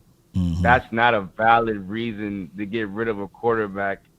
Because if you put most quarterbacks into this system, you can see like the mechanical differences. From Dak and the other quarterbacks. Dak's mechanics are almost flawless, like especially in the quick game. His 3-step, the way that he keeps his weight center, the way he protects himself, because he's taking a lot of like little shoves and taps because in this quick game because he's taking those 3-step drops. And as soon as the ball is gone, it's a defender in his face. I mean, you're right on the money with it, man. One more point, DMV. I'm just gonna make this last one quick. So I think the passing game and the running game will be fine from what I've seen from this practice. I feel like we're saying that our offensive line is soft a lot. That's what a lot of people are saying, and I feel like there's really no difference between what we had last year in the first 5 weeks than what we had this year in the first 5 weeks. I feel like our running game was really effective before Zeke got hurt, and I feel like it's going to continue. You guys are really overreacting. Well, let me say that. Let me just give you a little small pushback on this with the offensive line. I truly believe now technique. Look, I'm going to be the first one to tell you, man. I didn't play offensive line, and I don't know all of the techniques. That's why I make sure when the OC is on the final word, I push him a little bit. And OC played offensive line even at a high level, and he know all of the small nuances. And of course, my guy Vach Lombardi, he's an offensive line guy. But I can tell you what most people are saying.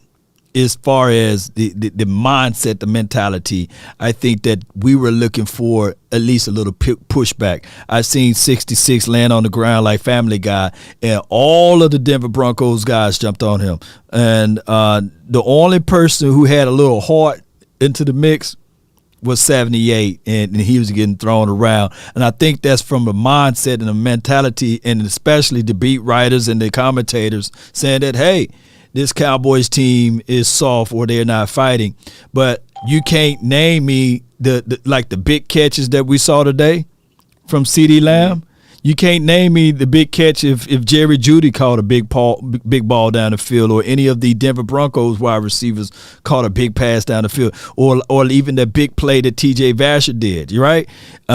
Exactly. You don't see none of that on the Denver side. But let the media say it, that hey, we got whooped in every category, and I'm still waiting for like some of those clips of our defense getting whooped like that, and we don't have it. Right? Exactly, and before I leave right here, compare this joint practice to the Rams joint practice when we were whooping up on them last year, and look who went and won the Super Bowl. I mean, you're right. Connor Williams, it's two different temperaments. I don't want to carry this call on long because I know you got a lot of people here, but there's a temperament that the Rams went into the practice with last year, and it's like, I'm not going to show my best. I'm not going to be a hothead. I'm not going to just put it all out on the line in the preseason practice. I just feel like that's the difference right now. Honestly. No doubt, man. I appreciate you, man. And man, I love it when you call in. Keep doing a good job with what you do for the nation. I appreciate you, DMV. No problem. That's my guy right there, man. Hey. When he call in, I'm telling you guys, he's going to be objective with it, and he's going to say, nah, he's going to call us out. You know, that's my guy, man. And you know, he's in the DMV area, so he got to fight. Every day he got to fight, man. From the 682, man, you're live. The Cowboys we all adore. But we start nothing more. Therefore, nothing would change. Zeke looking for lanes and Jerry for fortune and fame. What up? What's good, man? What's good with you, man? Chilling, man. I just ain't make a few little points, bro. It just seems to me every time they get a coach that reflects, that brings toughness, the team reflects that. And every time we get a finesse coach, the team reflects the finesse. You know, It's like, think about it. We had Parcells. We going into the game knowing that we can beat this team. Right. You know, we get the finesse coach. We go into the games hoping to beat these teams. You know what I mean? Jimmy Johnson. Oh, we know we're gonna beat this team. You know, he guaranteed. Those 49ers. Guaranteed. I come from the 90s area of the 49ers. I'm from Louisiana, so it's either you're going to be a 49er or a Cowboy fan in the 90s. And I'm on the Cowboy side, you know. I'm from there. I'm an 81 baby, you know what I mean? So, hey, before you go further, since I'm from that region too, man, I'm from Natchez, kind of like an hour and a half from Louisiana or from Saints land. Let me tell you, when we were growing up, it was Cowboys, Niners, Steelers, of course, a few Eagles fans. But nobody was Saints fan, but then the Saints got on their run in like 05, 06, 07. All of a sudden they were saying who they, I said, wait a minute. I remember you in the third grade, man. You had on that 49er starter jacket, man. Hey, man, now you a Saints fan? Oh, man, come on, you know. But go ahead, because I remember. Yeah, hey, that's the truth. You know what I'm saying? I'm from Louisiana. Yeah. I can tell you, Nobody was no Saints fan down in Louisiana. Now when they got, when they speak after Katrina and all that, that's when everybody want to be a homer. Yeah. But you know what I'm saying? I love it, but I love my Cowboys also. You know what I'm saying? Yeah. And, so that just like you say they cut you to lose. I have a cousin, me and him, just like you and your brother. Yeah. He a 49, I'm a Cowboy. So we got that rivalry. So I really hate lose this team because now I got to hear it. I got to hear it every time I bring up anything. I continue to hear it. I'm gonna keep hearing it. So that was the downfall of it all. We could have lost to any team, but to the 49ers, like, you know what I'm saying? It just like going to the Super Bowl, I didn't even care who won, just as long as they didn't win. As long as they didn't win. You're right. From that area, I was. Yeah. But back to today, I just feel like they just reflecting the head coach. And they just soft, man. If you, as a man, if you see another man, as in like Jerry Jones can overpower Mike McCartney, right? So if you're in a room full of people and one person see another person treat you this way, they gonna feel like they can do that also. So how can they respect you if they another man you do you this way? You know what I mean? So I just think everybody for self and just they just playing for their contract, bro. I mean, that's how I see it. I don't see they're just reflecting what he's trying to get, the messages that he's trying to get across to them. I don't see it. Other than Dan Quinn, I don't see any other coach getting it across to them. I mean, it's tangible, man, of the things that we can see on the defensive side. It's like truly tangible. You can see Durday. I got clips of Durday working with these guys. And I need to figure out what that coach name that looks just like T-Pain. He works with all of the defensive lineman guys, man. He looked just like T-Pain, by the way. And he literally works with those guys. And it's quite strange that the coaches that you see work with those guys, they improve. And the wide receiver coach, I got to give him kudos too, because he is really working with the wide receivers a little bit more than Henry and the previous wide receiver that we had, coach. But outside of that, I could be 1,000,000% wrong. Doug Nussmeier, and I could be wrong with Kellen Moore and all of their ways of coaching. But, man, for what I can see with my natural eyes, I can tell you that is the reason why those players gravitate to their positioning coach, because they so close, they spitting on them. Al Harris will not let you go. He will not let you go without spitting at you, man, when he talk. You need that, though. You need that. You don't need no coach. That's not going to work. Not going to work. No doubt, man. I appreciate you for calling in, fam. What's your name again? Action Power, bro, Action. I tune in to make you doing your thing, my brother. No doubt, man. Appreciate you for calling in. Action, man. Appreciate you, man. Salute. Yeah. That's a good call from him, man. Speed it up a little bit, man, because y'all know I'm long-winded, man. If y'all fool around and bump into me at Walmart or Kroger's, Publix, or what have you, and you got ice cream and we start talking Cowboys, you might as well put that ice cream back, because that ice cream going to be melted. It's going to be melted. It's going to be milk, flavored milk. We got the 9-7. Well, we had, we still got it. 978. You're live. Law Nation, what's up? Nothing to it, man. Talk to me, your cons, your pros, and then we're going to have a little side conversation. We'll keep it moving. Talk to me, man. Well, I don't have anything. Well, cons. Nothing but cons. It's okay. Hold on. Yeah. Cons, we got to fix the penalties. That's what kills us in every game, the playoffs. Oh, the penalty. They're Flag City today. Yeah. Yeah, we're the number one team with most penalties. Yeah. Yeah, shoot, you ain't lying, dog. We're going to fix that up. Yeah. Yeah. But discipline comes from coaching. I mean, coaches got to hold these guys accountable. The accountability starts as above, so below. So these coaches that's above these players, if they hold these guys to a certain degree, and they say, hey, I don't coach penalties, and like I can get it, a little hold here, a little PI there, but those pre-snap penalties like false starts and stuff like that, come on, man. I'll fool around. I'm not an offensive line coach, but I'll have those boards in their stands for the whole practice. Let somebody else false start.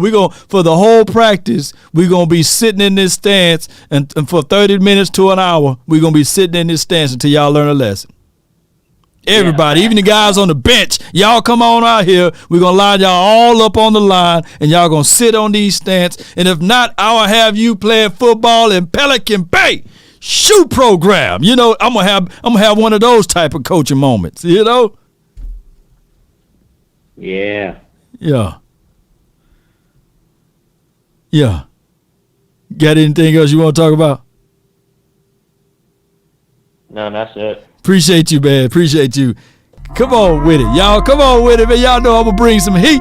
Landlord, man, I know you coming with it, man. Come on with it, man. Cons, pros, and whatever else you want to talk about. What's happening with the law? Nothing to it. One thing I think we underestimate is, like, we missing the biggest picture. The biggest picture is the number one objective was to come out of this healthy. You know, them guys ain't trying to go 100%. Right. I do understand where everybody was talking about they're a little soft. Now, I got a little angry when Zeke got popped and let nobody go over there and get the smoke. But in my opinion, man, that was the biggest disappointment right there. Now, I got a lot from the quarterback and the receivers. The receivers, I feel a lot better about the receivers coming out of the day. Oh, yeah, me too. I don't know about everybody else, but I feel a little better about them. Because I think T.J. Bassett give Patrick Surtain some work, even though that catch was out of bounds, but he still gave him some work. Yeah. You know what I'm saying? He did. He gave him some work, and he went and climbed that ball. I thought he drug his foot a little bit, but you know it is what it is. I did too. It was close. It was close. I thought it was a good catch, but you know, on the replay, you saying once he caught the ball, his other foot had kind of rose up a little bit. Oh, okay. But the biggest thing about it, like I said, man, you want to come out of this healthy. Our offensive line, to a certain degree, kind of old with Zach Martin and Tyron Smith. Them boys are probably playing on eggshells. They are not trying to get hurt, man. You know what I'm saying? Like, that's their number one objective. Yeah. So, of course, I wanted to see some more fight in them. I ain't too concerned about what's going on in the, you know what I'm saying, as far as the regular plays, because you know the offense going to run the most bland, the most regular snaps they can run, and then nobody's running 100%. Like, I ain't want to talk too much. I'm at work. It might be a lot of loudness going on, but I just wanted to throw that in there, man. The number one objective was to stay healthy, and that's exactly what we did. Get a little work in, you know, see what these young players look like. And I think the wide receiver room is looking way better than I thought. Man, no doubt, man. I appreciate you, landlord. Thank you, man. Thank you for holding it down, man. Y'all follow the landlord, man. Hey, the boy got some good points there, man. Spartans, what is your profession? That's good stuff from him. It's Sparta! Hey, man, we rolling today, baby, man. Hey, like I said, this line is longer than Shaq feet. I'm going to get to all of y'all that's here, and we going to hold it down, man. I got my guy, my dog, man, Jay Worthy. What's good with you, man? You already know, live from the 215, baby. Yes, indeed. Way to introduce it. What is your profession? Yeah. Are you not entertained? Are you not entertained? Yeah. Is this why you're here? Yeah. This is why we're here. It's just practice, man. I'm looking at it like it's not a game. Yeah. It's not a game. It's practice. Practice, man. You know? But you know the old saying, show me who your friends are and I'll show you who you are. Yeah. I think it's just mental. It's about heart. When I'm looking at this, you know how when you're on the basketball court, you're playing against your friends, your brothers, your cousins, and stuff. You comfortable. I mean, listen, we talking about practice, not a game, not a game. Going inside another neighborhood. Yeah. You see these other guys, bigger, stronger, faster, taller. You be like, hold up, man. You know, you dial back a little bit. Yeah. And that's what I see with the Cowboys, because at practice, at training camp, we giving kudos to everybody. Right. Everybody getting kudos. But as soon as we get out on that Denver field, stuff like that, soft. Soft. What's going on? Soft. It's about heart, Law. It's always been about heart. That's why For all season long, they've been preaching, we got to get a little grimier. We got to get a little nastier. We got to get a little bit more physical because that's just mental. These teams ain't more talented than we are. Well, like when Chubb hit Zeke, he knew. Like he knew he was supposed to, right? So that's why he kind of kept on bouncing around. That's why he kept on, because I hit somebody like that before. Woo! You know, you want to bounce around. And then he was already, you know what that mean? You know what that mean when he was doing that? Nah, I'm about whatever. What you gonna do about it? Yep. Because if anybody who played any sport know that when Chubb was doing that, that's him flexing. That's him after he laid Zeke out. He was waiting for Zeke. He was about it's about whatever. And I know that Orange Crush is going to be right behind me if anybody stopped me from bouncing, because I was going to be ready to pounce on anybody that get in my way. My 4-4 make sure all y'all kids won't grow. You know what I'm saying? That's what he was saying, dog. Hey, ain't one of y'all got sickle cell or something over there? Come on. Y'all, I'm ready. That's what he was saying. My body be punished for hard living. Blind to the fact thugs and convicts in God's prison. That's what he was saying. And then CD saw that. CD was like, you know what? I'm going to wait till the next play. Dexter, go deep. I'm going to put it there. This is how we going to shut them up. Yeah. I mean, the defense, we got that on the defense. We got Lionheart now. We got Braveheart.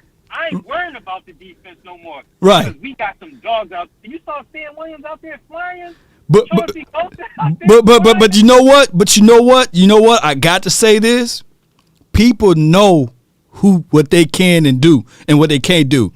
Have you noticed throughout all practice, they was only fighting back and forward on the offense. They didn't try that with the defense. I didn't see nobody get into fisticuff with Parsons. I didn't see nobody get into fisticuff with Sam Williams. I didn't see anybody talking about any of those other boys on the defensive side. Navarre, Gallimore. See, people know how to pick their fights, you know. So that's what it was, Jay. They for sure didn't do that on the defensive side because they knew.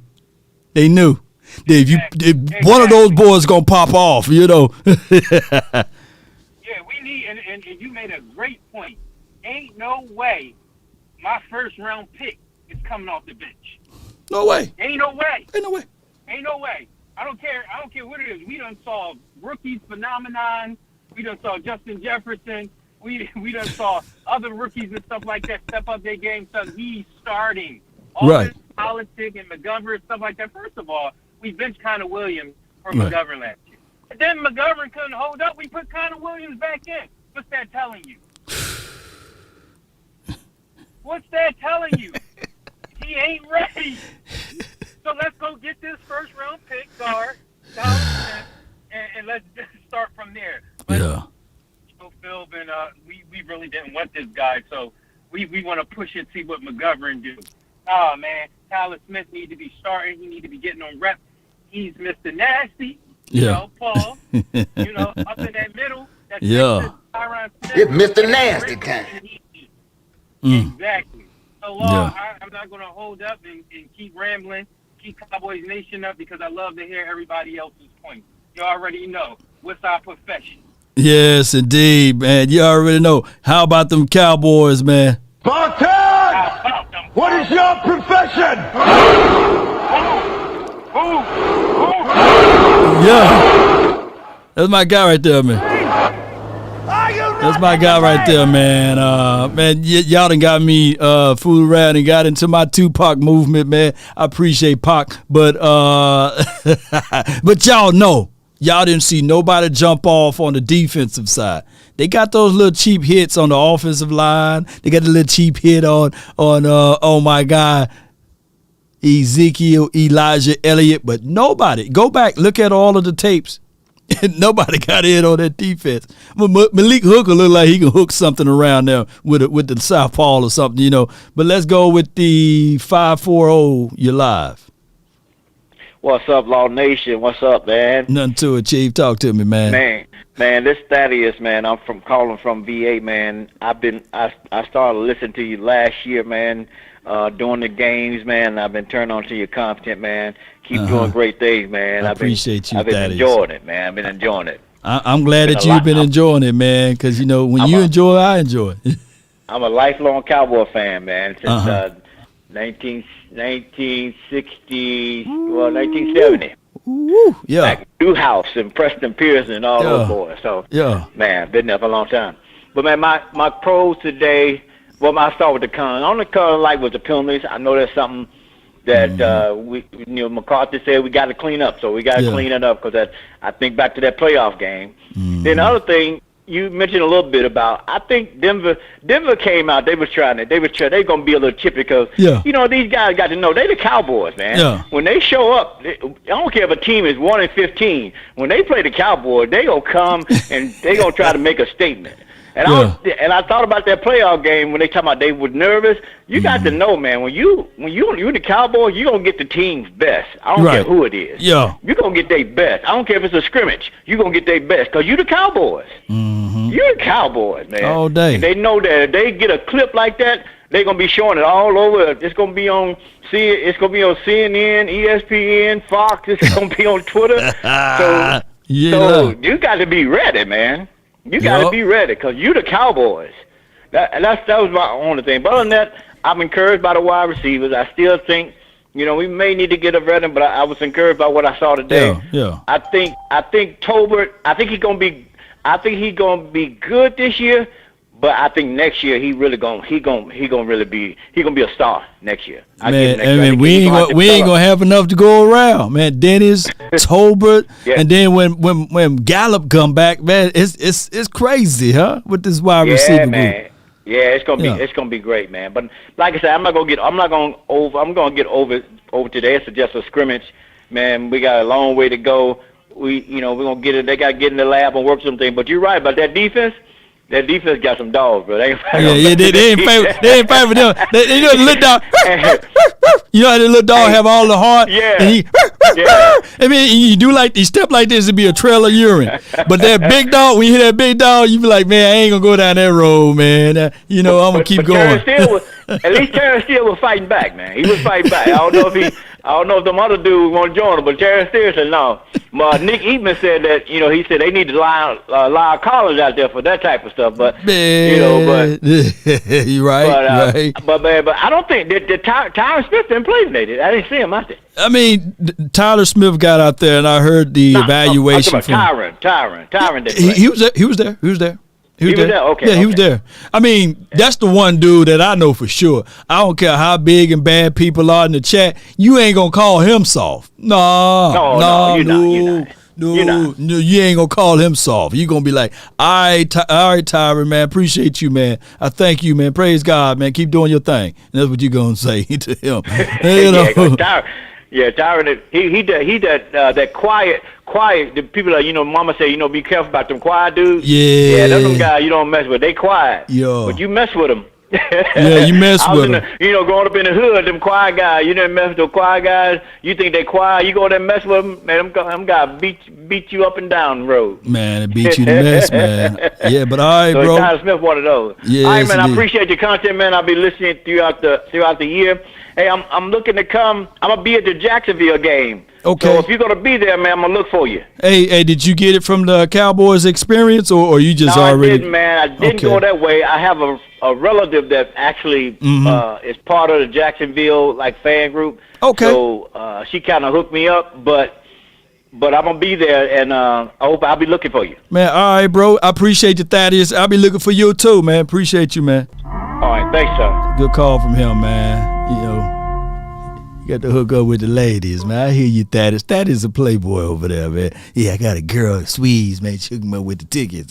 I see you, Thaddeus, man. Thaddeus think he cool over there. Y'all ladies, watch out for Thaddeus. He got some flames over there. All right, man, we working all the way down. I see some all-stars in here. Y'all waiting patiently. I seen my guy $100,000, but he ran off, man. But that's okay, man. Let me see. I got JP, man, from the 971. You live. What's happening, Law? Nothing to it, Chief, man. Talk to me, man.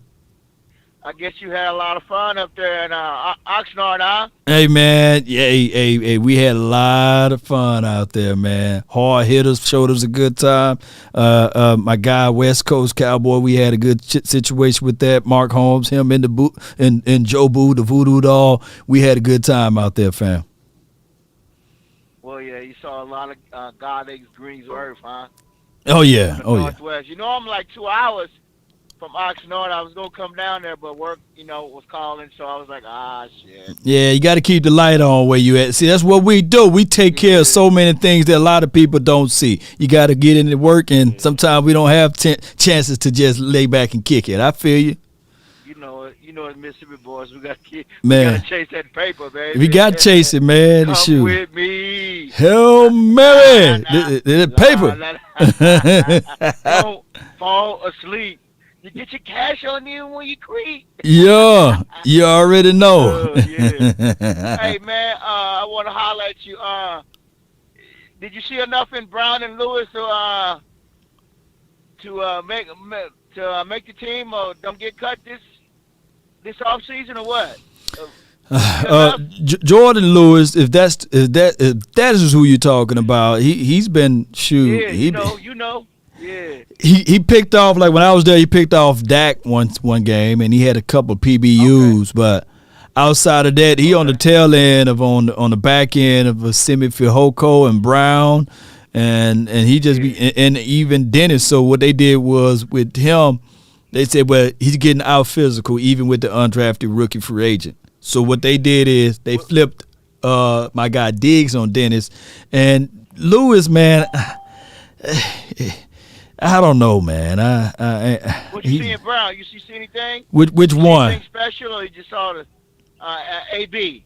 Okay. I mean, he get his classic burns, but the first week, thou shall not throw on Anthony Brown's way. He was picking off. He had a pick six, knocking balls out. His second week, he kind of dissipated a little bit, and Nashawn stepped up first week, and then Nashawn got kind of balanced second week, and then we see Nashawn kind of leveling out. The only person that I'm kind of like upset at with a little bit is Kelvin Joseph. I need for him to make a play. I need for him to get an interception at least in practice so that I can start, talking good stuff about, the vibes. Oh, so he's not looking good then? I mean, he's not looking extremely bad either, but he ain't looking good, I think it's this time going to come when he go to in preseason. Yeah, but it's one thing to get burned, but when you have one on your chest, we expect you to be the best. You got to be the best. They need to start setting rules with these new numbers and stuff, man. You just can't be having one out there on the DB side and not starting or getting burned. The Cowboys need to implement a system here. Oh, okay. All right. Well, okay then. All right. And I ain't gonna dog Brown too much. Man, me neither, man. I ain't like what I check. I ain't like what happened in the playoff game and other games. I ain't gonna dog him too much. I do my evaluation when the season starts. No doubt, man. No doubt, man. Young beat in there, baby. Yes, indeed. I appreciate you, JP. Okay, hey man, hey, love you. It's Mississippi boys, baby. Yeah. Come with me, ride or die. Ride or die, man. So they're looking good. So what you think the record gonna be though? Oh, I said 13-4, man. People calling me crazy all day, man. I gave him 13-4. I'd be that crazy guy, man, during the off season. Okay. Yeah. Okay. Yeah, okay. Hey, one more thing I want to holler at you about. So stop dogging the offense. Worry about the defense. Okay. Worry about that secondary. No doubt. Let's focus on that, and we'll talk about that, though. No doubt, man. On the season. Appreciate you, bro. Yeah. Hey, love you. Man, hey, much love. Boys, baby. No doubt, man. Appreciate you, man. Go Cowboys. Yes, indeed, man. I mean, I think we were going to hold hand on that call, man. Let me get my guy in here, man. Dak not done yet, man. You're here. You've been waiting here for a minute. I see you. Let's go with it, fam. Man, you know what time it is. It's your boy Dak not done yet, man. You're not done. What's the deal, man? What's good, man? Cons, pros, and we have a little side conversation. Go ahead, talk to me. Yeah, why is everybody tripping on this game, on the scrimmage? Y'all do understand it's just a scrimmage. And one thing y'all do have to understand, we have dogs on this team. And things about dogs don't like pushing. Dogs don't like, you know what I'm saying, rubbing against each other. Dogs like biting. Dogs like going straight for it. And when you can't go straight for that, that's the pushback you get. You know what I'm saying? Wait till the real preseason game when they actually can hit. I thought they gonna be hitting. They was damn near the same thing as doing in practice. The exact same thing. It's supposed to be touch and go. It's supposed to be touch and go. Yeah, but you know how it is, Dak not done. Look, if it's touch and go and my boy is on the ground, why is he on the ground? You know, I'm gonna be now. I'm saying all of this boisterous now, but if Chubb, because he ain't as big as I'm not even as big as CD, so I'm sitting there like, wait a minute, hold on. But I'm gonna have to tap my guy that's next to me. Come on, Steele, let's get in this, man. Let's get in this, man. I'm gonna instigate something, you know. I'm at least steal something, you know. That's what I'm saying. Ain't no reason why your butts be on the ground in a touch and go. On touch and go, man. Come on, man. I don't know if you follow me on feet. You got bad feet placements, but you know what I'm saying. He got to get that right and straight and fast. No doubt. You know what I'm saying? But as far as North, I think as far as everything else, people talking about, I seen one call talking about Dak and said, I'm even going to touch on that because I know you got a little time. My name Dak not done it. I got a lot to say about that. I know, man. So I'm going to leave that subject alone. No doubt, you know But you know what I'm saying? Keep doing your good work, bro. I watch you all the time. You know what I'm saying? Keep doing you. I seen you up there when you was up there, you know what I'm saying, watching the practice in Dallas. You know where there was that. Great filming, bro, because every time I looked online, all I seen was good passes. Good blocking. Yeah. You know what I'm saying? Good everything. As soon I seen yours, I'm like, what the fuck is this? Right. You know what I mean? It's the real raw and uncut, man. The real stuff, but they want to show the stuff that, you know what I'm saying, see, this is why fans act the way we act. Because we see this type of stuff, we got an awesome, you know what I'm saying, we don't need for nothing. And then as soon as we go on the field, you start seeing all the stuff that you was recording. Right. You know what I'm saying? So I have to thank you for that. You know what I'm saying? Amen. I thank you. Got man. callers in here. I was waiting for a while, so I know other people waiting for a while. Hey, you know what I'm saying? Keep doing your good work, and I'll holler at you. Dak out. Yeah, that's my guy right there, Dak not done, man. Yeah. And I appreciate all of the people, man, that have been waiting here patiently, man. I got my guy, A.J. Jones. What's good with you, man? What up? What up, nation? That too, man. Watching this thing again because I like to watch it without the sound. Okay. Hey man, I don't know why the fans are upset. Shit, we dominate their first couple of scrimmages there. You know, there were some beautiful catches by Dennis. Keep going. Brown, keep going. Noah Brown. And not only did Noah Brown make plays, you saw C.D. Lamb roast him. There was 3 dudes around him. Right. Put that ball in a tight window, and I didn't hear nothing about that. All I get to hear is we were punked. So, right. Yeah. I wanted to know, are you coming up to the game? Which one? This the preseason. I think it should be at the first preseason game. Oh, you talking about in Denver land and all that, or wherever they having this first one? Yeah. Man, you know, maybe next year, man, when the sponsor cars, when everything starts, or the faucet turn on, and you know what I'm saying. But I had to make it back over here in Dallas land. I was out there for 10 days, and Mama was calling. Mama said you got to come on back. I'm gonna go to this one because the strength coach is a kid that I coached. Okay. For Denver, so. Okay. And he after watching it and then watching it again, not with the sound, I don't see how people feel like we got dominated. We actually did more than they did. Especially our first, our wide receiver core is a hell of a lot better than what we were thinking. What we were thinking. I think that when you look back at the fights when they was like one dude, I think it was one of our offensive linemen. I mean, the whole doggone Denver team was on top of them, man. You know? Oh, yeah. I forgot which fight that was. Was it McGovern? Man, I'd have been on the sideline after that. I'd have been like, all right, the next one, we're having the law, man. Well, I'm picking one person that I'm going to just make sure I ball and fold up. But I feel you, some of these guys, I think the offensive line is a little bit more relaxed than our defensive line. Because, let's just paint a reality. You can't see that Gallimore would have been at the bottom of that pile, and everybody would have been singing Christmas songs and carols and everything. You don't see people in front of Parsons like that. So we get it, right? No. People know how to pick their fights. The other thing, I'm sorry, but Conor McGregor is not that. He's not that. Right. What are they doing? You don't draft a guy in the top 30 and don't start him. What in the hell are you talking about? McGregor looked terrible. The first time that the dude came, he threw McGregor to the side, and he was in the backfield on a swim. It wasn't even a good swim. It was just a half swim, number 93. Right. And McGregor was still on the ground. And I'm like, but they think that's better than your first-round pick? Then why the hell are you wasting?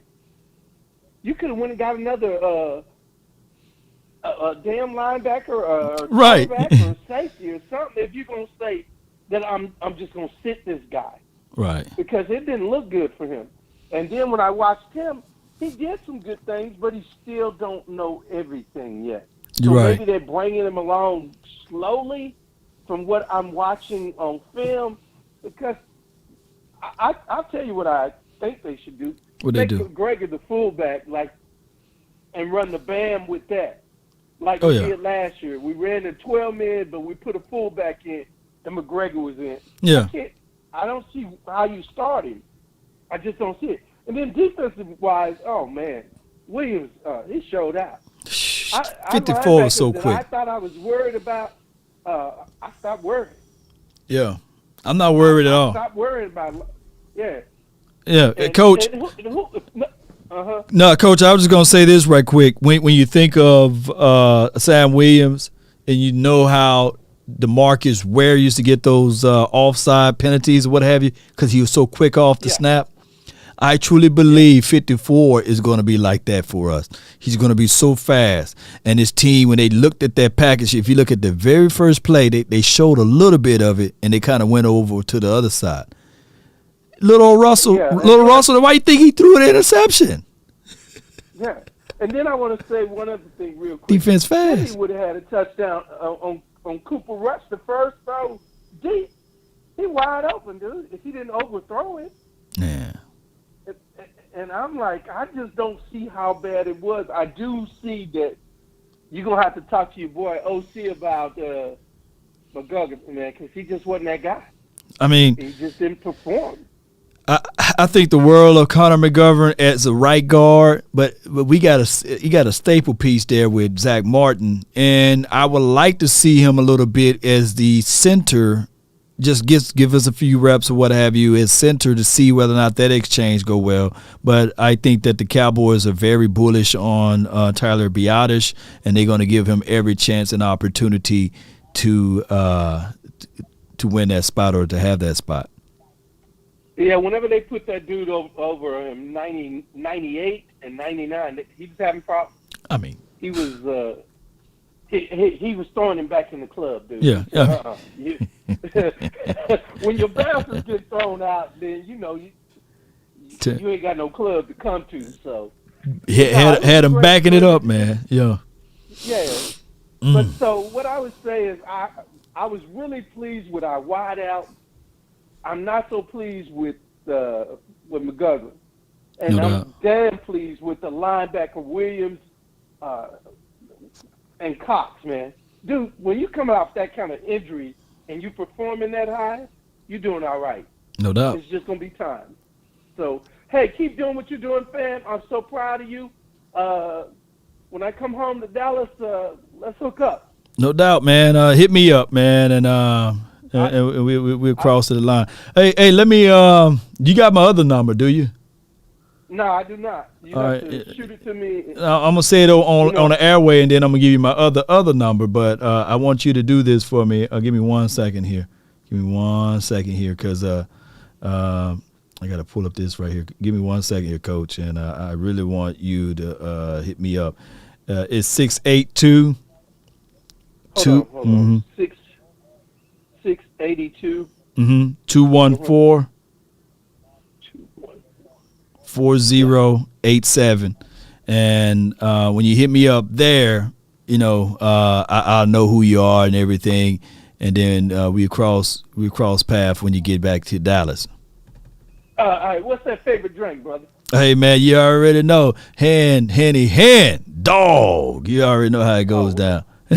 We'll bring you some Remy, and we'll see if you can get down on that. Oh, man, that Remy Mar. Okay. Man, you on a whole nother playing field, man. Appreciate you. Yeah, I got your bottle on that, brother. No doubt, man. I appreciate you, man. The good guy. All right, brother. Later. All right. Shout out to him, man. That was my guy. Hey, we got 10 more to go. Woo! Let me lock the room. Now I'm gonna lock it. The conference has been locked. Because I truly believe, and then somebody else just tried to call it. I truly believe if I do a 24-hour show, the lines will never go away. All right, so I got the 337. You live.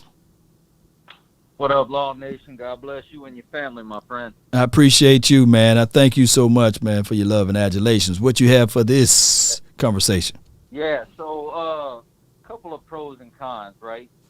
First of all the Law Nation, all the Cowboy Nation, forget this narrative that Dak Prescott ain't a top 5 quarterback. If you listen to that garbage, then you just feeding into it.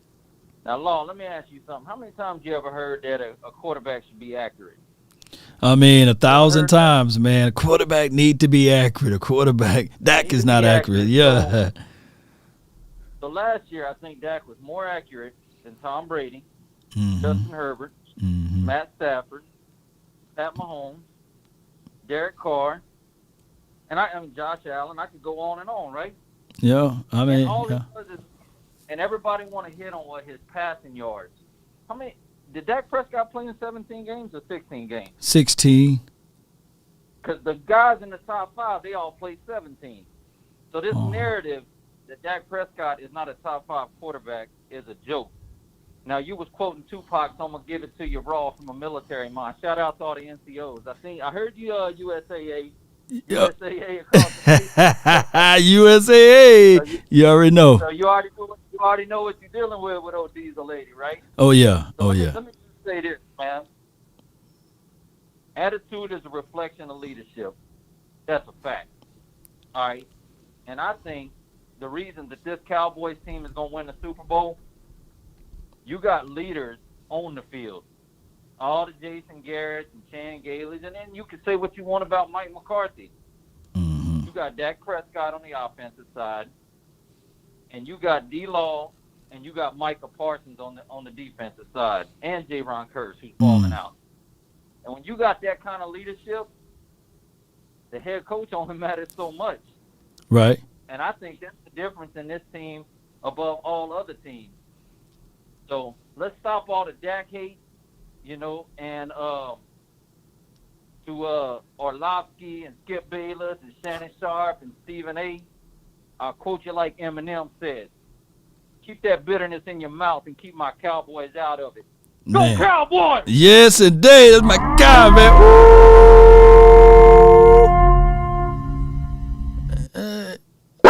Give him a dog bark, man. FBI, open up! Hey, what are y'all professions out there, man? Spartans! What is your profession? That's good stuff from him.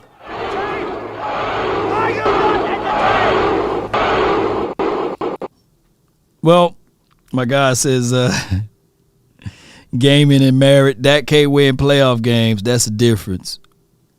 Up until last year, what if I told you? What if I told you that so is Matthew Stafford? He couldn't win playoff games, right? Oh, he went to L.A. and then all of a sudden he won playoff games. And that was with the number 1 defense in the National Football League, by the way. And defense wins. Oh, defense win championships. Oh, okay. I thought it was the quarterback. Oh, okay. All right. Yeah. I love the narrative. They keep moving. All right, so my guy Darius, man, from the 214. You're live, lit. Let's go. Law, I gotta give you some pushback, man. Push it back, man. It can be like Stephen A. Like, hold on, you gonna be a Stephen A. pushback? Like his headline. You got dog on the way. You know it. You know it, man. So, and I know this is like when anybody's talking about Dak Prescott, like this is always your go-to argument. But I feel like it's a cop out. Now it's a cop. Okay. Now, I think the first caller. I feel like the first caller had called in. He had some valid points about Dak. Okay. And he was just, I forgot what he was saying, but he had some valid points. But didn't I have some valid points too? Can you give me some credit too? Can you extend my credit? I'm trying. I'm giving you the credit, boys. But I'm trying to tell you why I feel like it's a cop out for Dak Prescott and this team. Talk to me, man. The reason being is because I feel like Aaron Rodgers, he choked, and he's been choking in the playoffs for I want to say like seven years straight.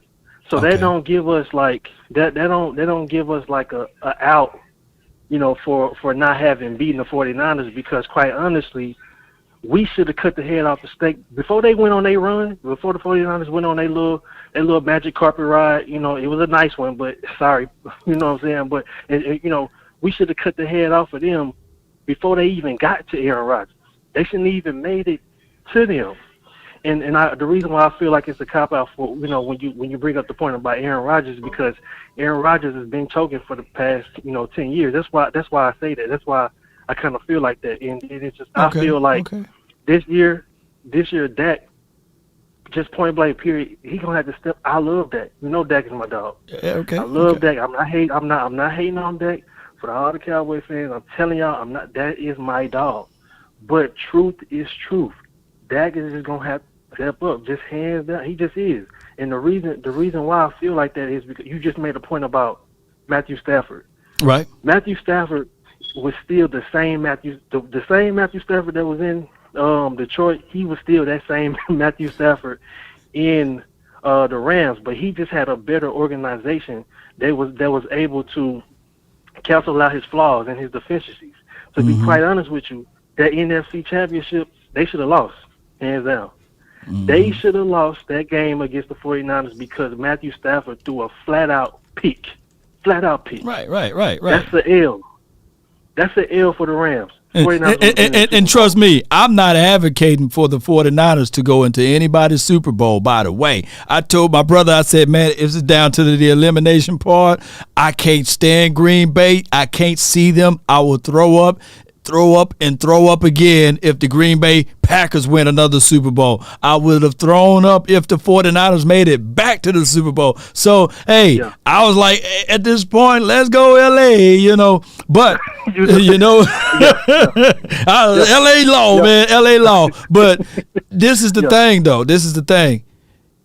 Outside of Aaron Rodgers, Dan, and we talking about completely the NFC, Dan, who's the quarterback that can do it? Who's the quarterback that can do it? Who's the best quarterback in the NFC? That's a good question, man. I'm gonna have to think about that. But the first one that comes to mind would be Aaron Rodgers. Aaron Rodgers. The next one that came to mind is Kyler Murray, but he had some flaw stuff going on. The next one that came in line was Dak, but Dak got to step up. Dak Prescott, by the end of this year, can technically be the best quarterback in the NFC if Aaron Rodgers wet the bed. I heard, this is not from, now I know Aaron Rodgers is a dog, man. He shout out to him. Golden boy, woo! He can take psychedelics and they don't even touch him, because they say that's not in the drug policy. He can take his psychedelics or what have you. Shout out to him and his psychedelics, right? Right. To me, he look like Catch the Predator with that long snout of a nose and that little ponytail or whatever man bun that he have. But that's a story of another day. I can tell you right now that technically Dak Prescott, if he go on a run like he had last year without the hiccup of pulling that calf muscle, he can literally be the best quarterback in the NFC. Oh, somebody said Tom Brady. He's 45 years old, man. He had to check out of practice today. I hope that Tom Brady can survive this defense that what we bring to the table for week one. Yeah, we're going to bring the heat on him. Somebody put an asterisk beside Stafford. Yeah. But overall, like I'm saying, is I know you got a lot of callers. I'll make this quick. But just overall, like Dak is going to have to overcome Mike McCarthy and Kellen Moore because, quite honestly, like the Rams, just like their organization, they was able to take Matthew Stafford deficiencies. Dak is going to have to overcome the deficiencies that we have at offensive coordinator and the head coach if we want to really do something this year. That's why I'm saying Dak has to step up. He do. That's just kind of how I feel about that. Well, let me ask you this, though, since you pushed that conversation back as far as Stephen A. Smith hairline, let me push it back to you. So are you agreeing with the first caller? I think this whole conversation came from the first caller, by the way. So do you agree with the first caller? If you pick up Dak Prescott and put him on the L.A. Rams, they wouldn't have won the Super Bowl? Dang. Shoot. I really don't know. To be honest, okay, you know what? What I do know is I know Sean McVay would have squeezed every talent out of Dak. That's what I do know. Okay. I don't know where they would have went. I don't know how they would. I just know Sean McVay, whatever talents and skills and gifts that Dak has naturally, Sean McVay would have squeezed every last bit of it out, and we would have seen who Dak truly is. I can say that. Yeah. Does that answer your question, Lon? I mean, you did. And in the hearts of hearts, do you ever in the day seeing Kellen Moore doing that? And I know he's not the head coach, he's the offensive coordinator. Do you ever see Kellen Moore squeezing every ounce of talent out of his players? And I'll wait. And that's the only thing, because this is a catch-22 with Kellen. Kellen is not it right now, but for the future he might be, and that's what I feel like Jerry Jones regret. Like it would lie in that. Like I feel like if he let Kellen Moore go, I kind of feel like Kellen Moore might turn into Kyle Shanahan or Sean McVay. Not all the way, but somewhat of it. Some semblance of their genius. And because I can see Kellen Moore's genius, football genius a little bit. Right. It's just not there yet. It's the same thing that you always say. Kellen Moore is not that right now. But that's not to say he's not that overall. He's just not that right now. And right now, we don't got time for that. We don't got time for that. You know what I'm saying? So it's just not going to work. Let me not say that. We don't have time for that. So, but Kellen Moore needs to go. If, he needs to come on with it. Just come on. Let me ask you a question directly. For this season, I don't know. With Kellen Moore, I don't know for this season. No doubt, man. It's the unknowns, the unknown. Yeah, you already know. Simply because you don't have evidence. Appreciate you, man, so much for calling in, does not mean that you have evidence that something doesn't exist. Good call from him, man. Boy, I'm telling y'all, man, if you bump into me in Walmart, I don't got no place to go, and we having this conversation, you got ice cream, you might as well just take it back and say, hey, man, this ice cream is going to melt because we've been in this line for so long because I'm talking to Law. I don't know. I think I talked to you earlier, but this is from the 903. Let me know because you've been waiting here patiently, and I hope I didn't skip over you. 903, you're live.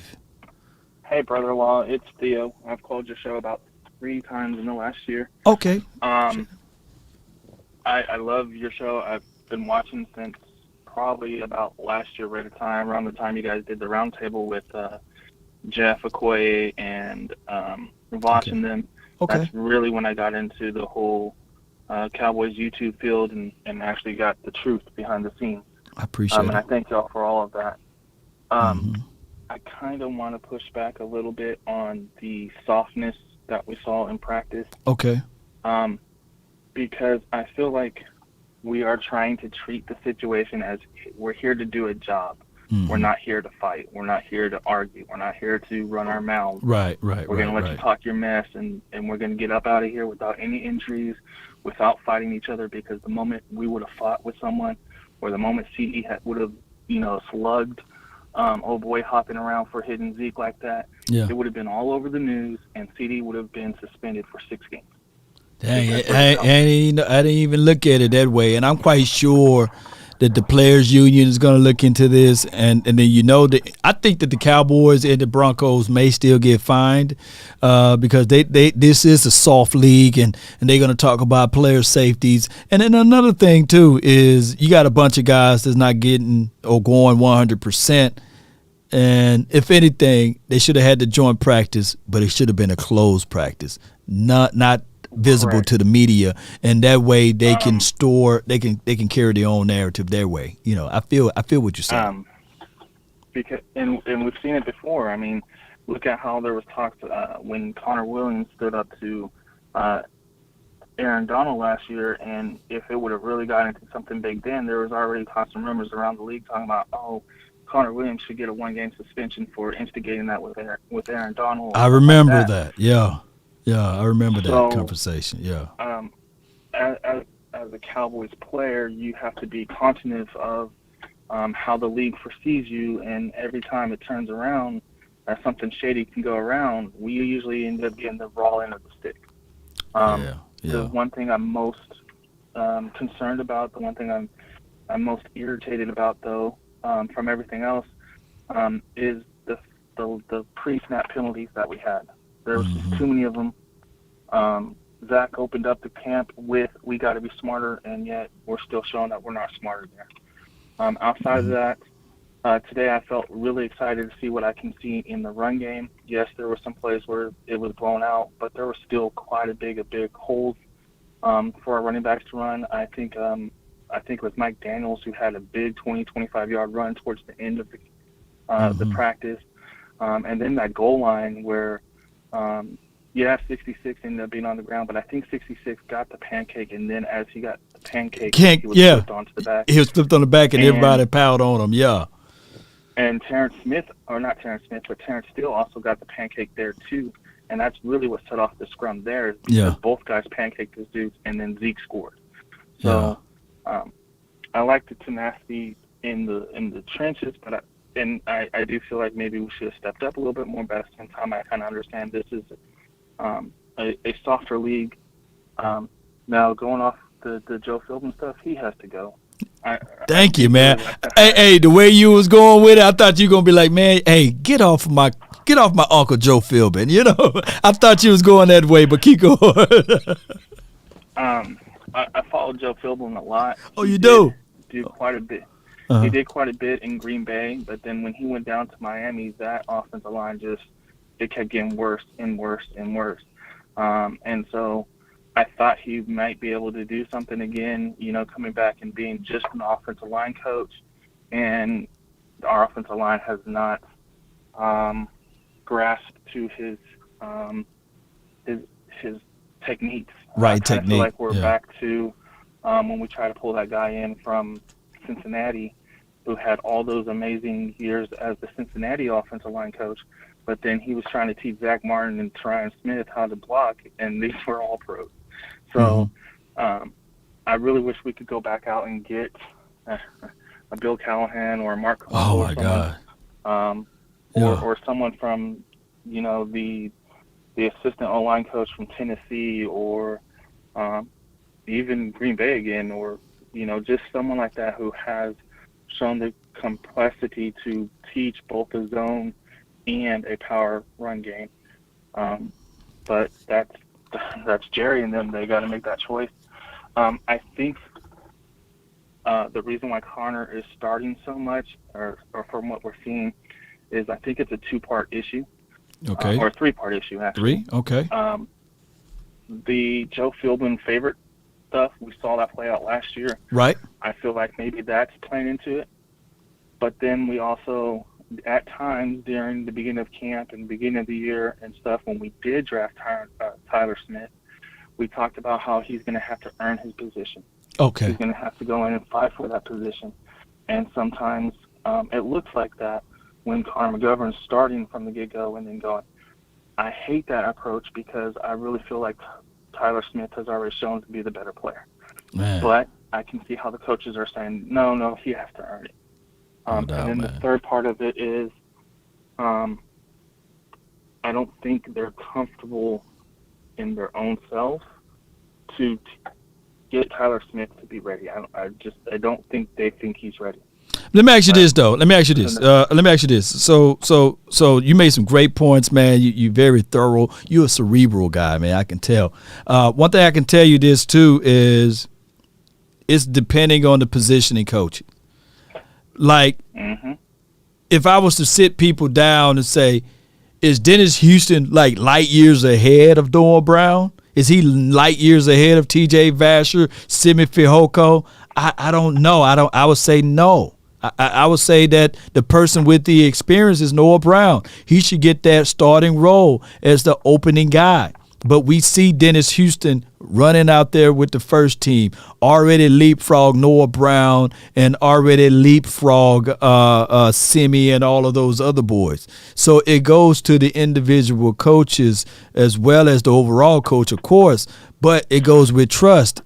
That means that they trust Dennis Houston over Noah. They trust Dennis Houston over all of those guys, and they say, hey, it's better to get this dude out there now.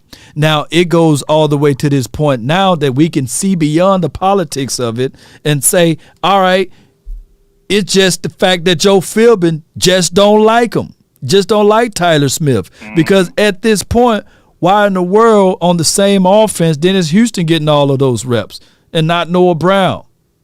Because you want the young guy to learn and understand the flow of the football game. And that is how I look at this. That's how I view it. I could be 1,000,000% off, but I go all the way back to when Coach Marv called in. He said, hey, as a coach, if they're close, you always let the young guy in.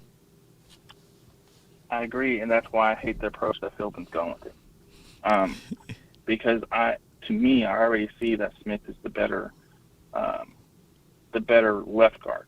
He may not be the better right guard. He may not be the better person overall, but just as what I can see in practice and from what I saw both today and in previous posts and stuff, I already believe Tyler Smith is on his way to being, I don't want to say he's going to be Zach Martin, but I can see it. Does that make sense? Like you can see the potential. No doubt. So I would start him right away. As far as the wide receivers, gosh, today looked so much better. When I saw Simi get open and then Cooper Rush missed the pass, my heart sank because I was like, that's what we've been waiting to see all offseason is can these wide receivers do it against someone else? And they actually did it, and then they didn't get a chance to cap it off. So, you know what, I'm going to let you go because I know you got other people in line. Thank you for having me, and until next time. No doubt, man. Good call, man. Good call from him, man. Man, oh my goodness. No conspiracy theory on that. I know people saying you liar. No, but it makes a lot of sense. It makes so much sense that it seems wrong, right? Because we literally looking at this saying, all right, hey, somebody let me know how long I've been live too, because I know I've been over an hour and 50 minutes, man. I know I've been over an hour and 50 minutes, man. I got my guy Montana. He's been waiting here. Then I got MJ next. So Montana, what's up, Law, man? Nothing to it, man. What you got, man? Well, I ain't really got much, man. I just want everybody to understand this. Look, we know the Cowboys gonna sweep the division. I don't care what the Eagles talking about. None of that. Wow. It's practice. It's early. Everybody got to jail. They'll jail by the mid-season. Mm-hmm. I got Dallas, going to the playoffs again. But I hate to say it, man. We ain't going to no Super Bowl, man. I just want fans to understand this. All right, Big Game James. I done play with you, man. Nah, though. Man, we got Big Game James, man. Big Game James, man. Come on, man. You gotta say it like when Dallas Cowboys ain't going to no mother playoff. You gotta say it like Big A James, man. Nah. The Cowboys, man, they gonna go to the playoffs, man. For one, they do still have a lot of players that came back. You know, yeah, they lost a couple pieces, but you know they're gonna make up for those couple pieces. You know. Yeah. It's that Kellen Moore, man. It's just, yeah. Oh my God. Kellen Moore, Stephen Jones, not so much Jerry. Everybody think it's Jerry, but I'm trying to tell y'all it's Stephen Jones. He showed me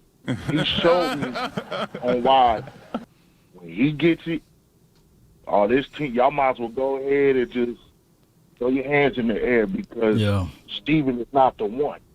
He's not going to get the job done. He don't care about getting the job done. And it showed for 27 years, you know what I mean? Yeah. So all I'm saying is I don't want our fans to keep getting their hopes up every year for the same goddamn outcome.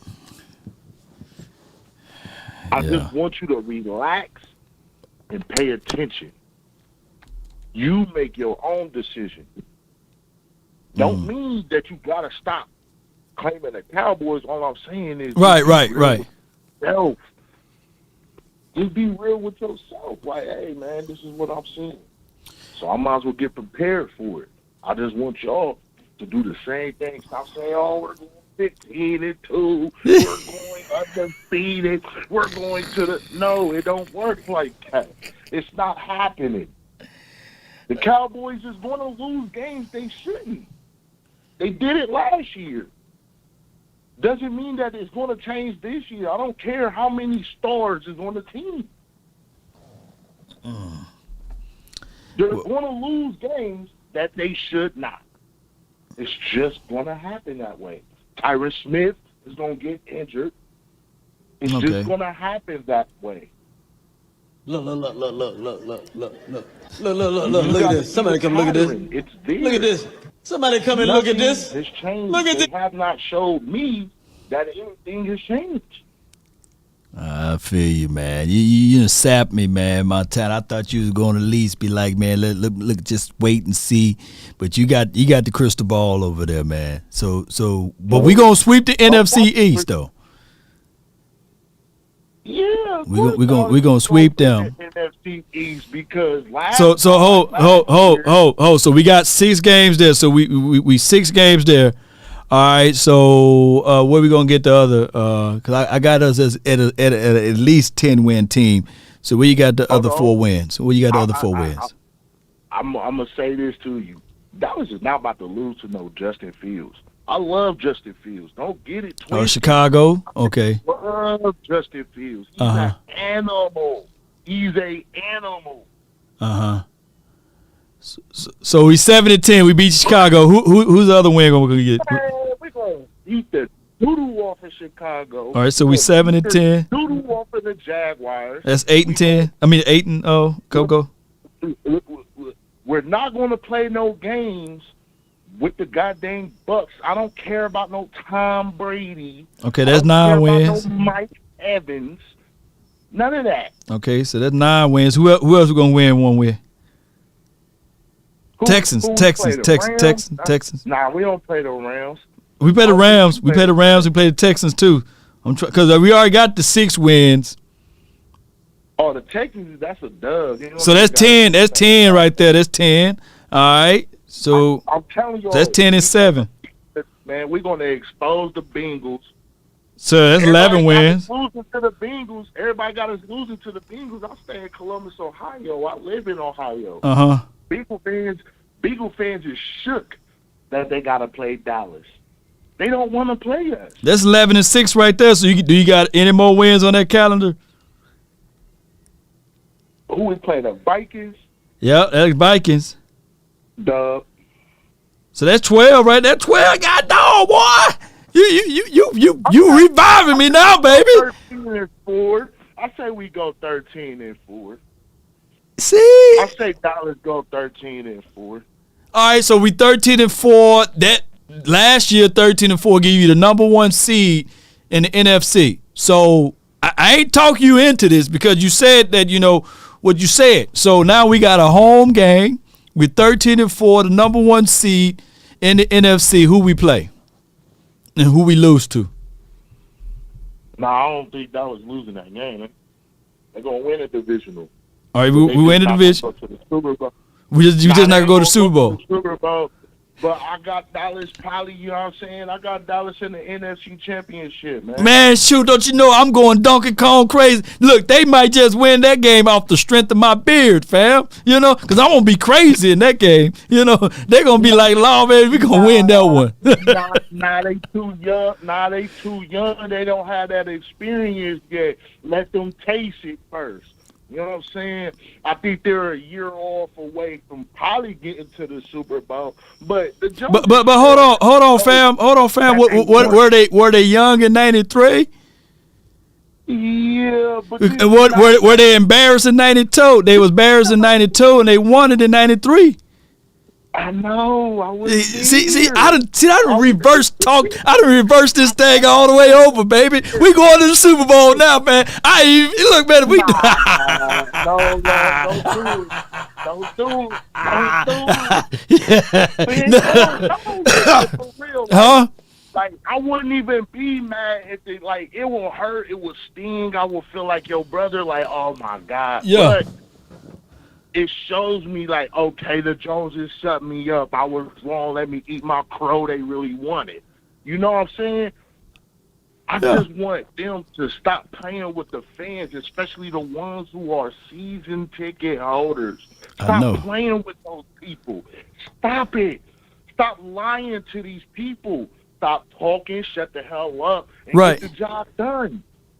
Look, you got us going 13-4, and that's with the as above, so below philosophy from the front office, man. You just painted out a situation by going, look, we don't even have the schedule in front of us, and you just went over 13-4. And I can tell you, there was not a Giants fan in 2007 saying, man, they have an opportunity and a chance to win a Super Bowl.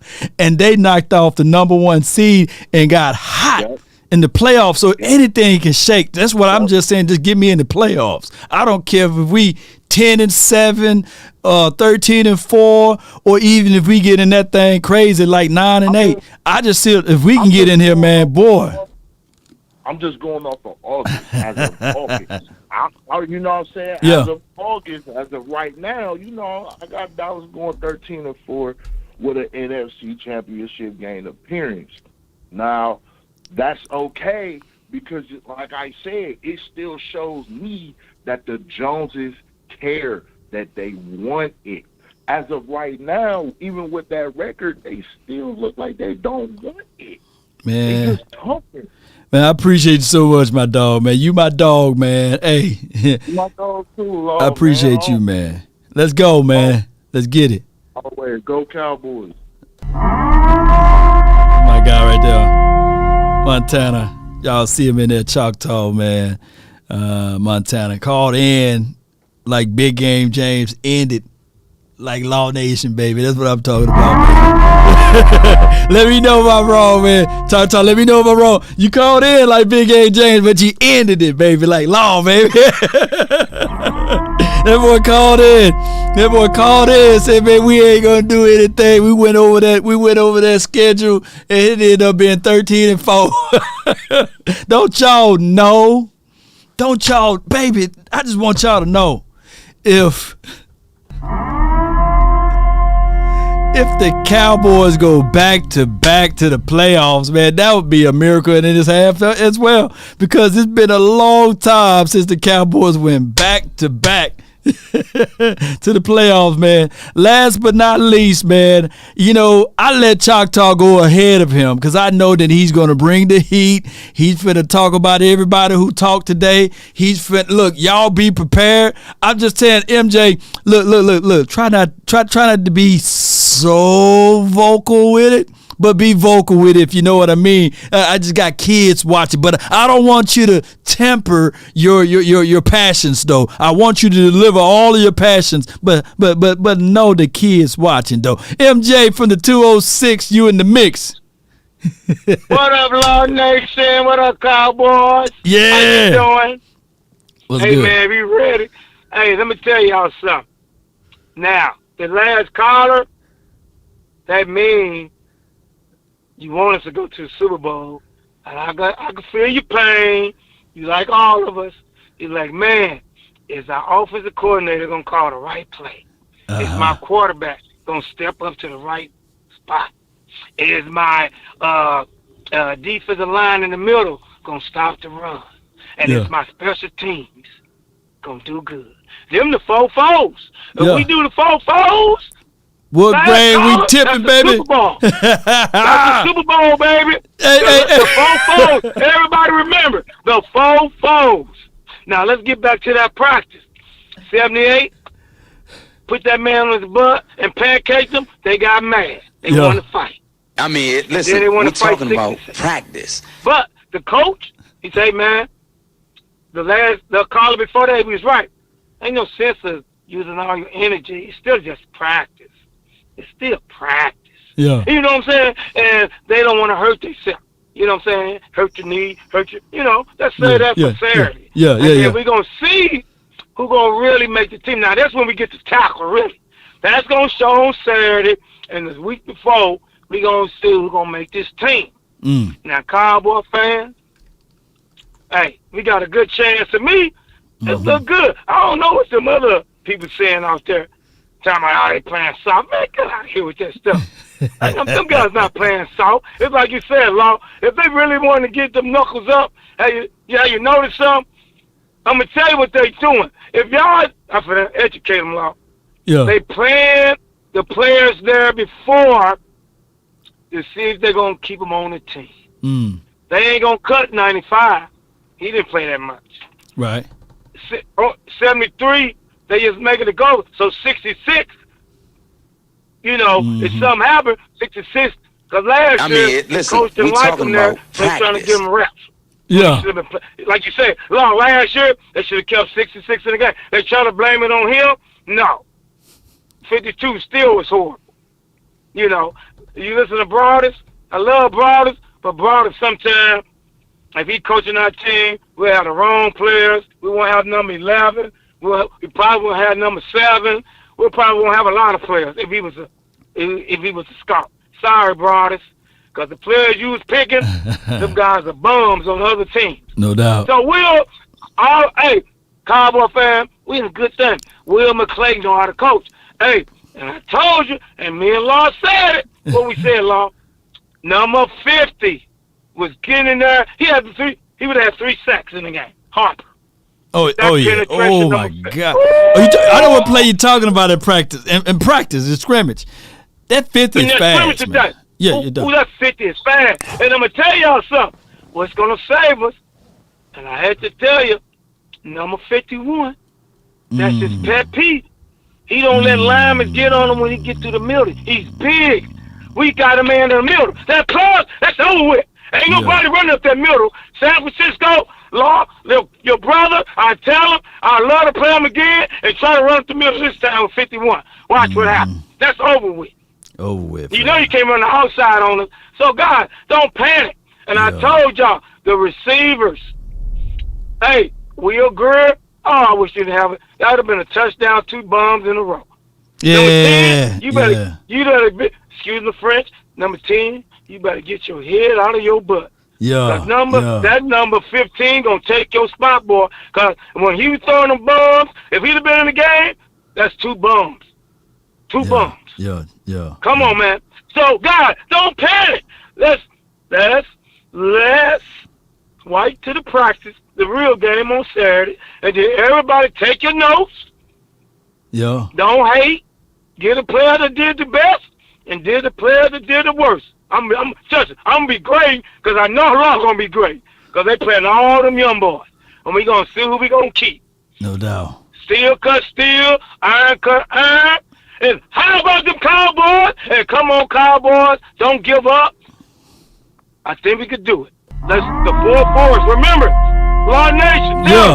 The 4 forwards. Special team. The quarterback. Kellen Moore in the middle of the defense. But I'm going to take that middle out because I got 51 now. Because he know how to get penetration. That linebacker going to make it. So, let's go. Let's go with you, man. My receivers going to go off, bro. I told y'all. Just drop it. I told you. No doubt, man. Appreciate you, man, so much, MJ. All right, family.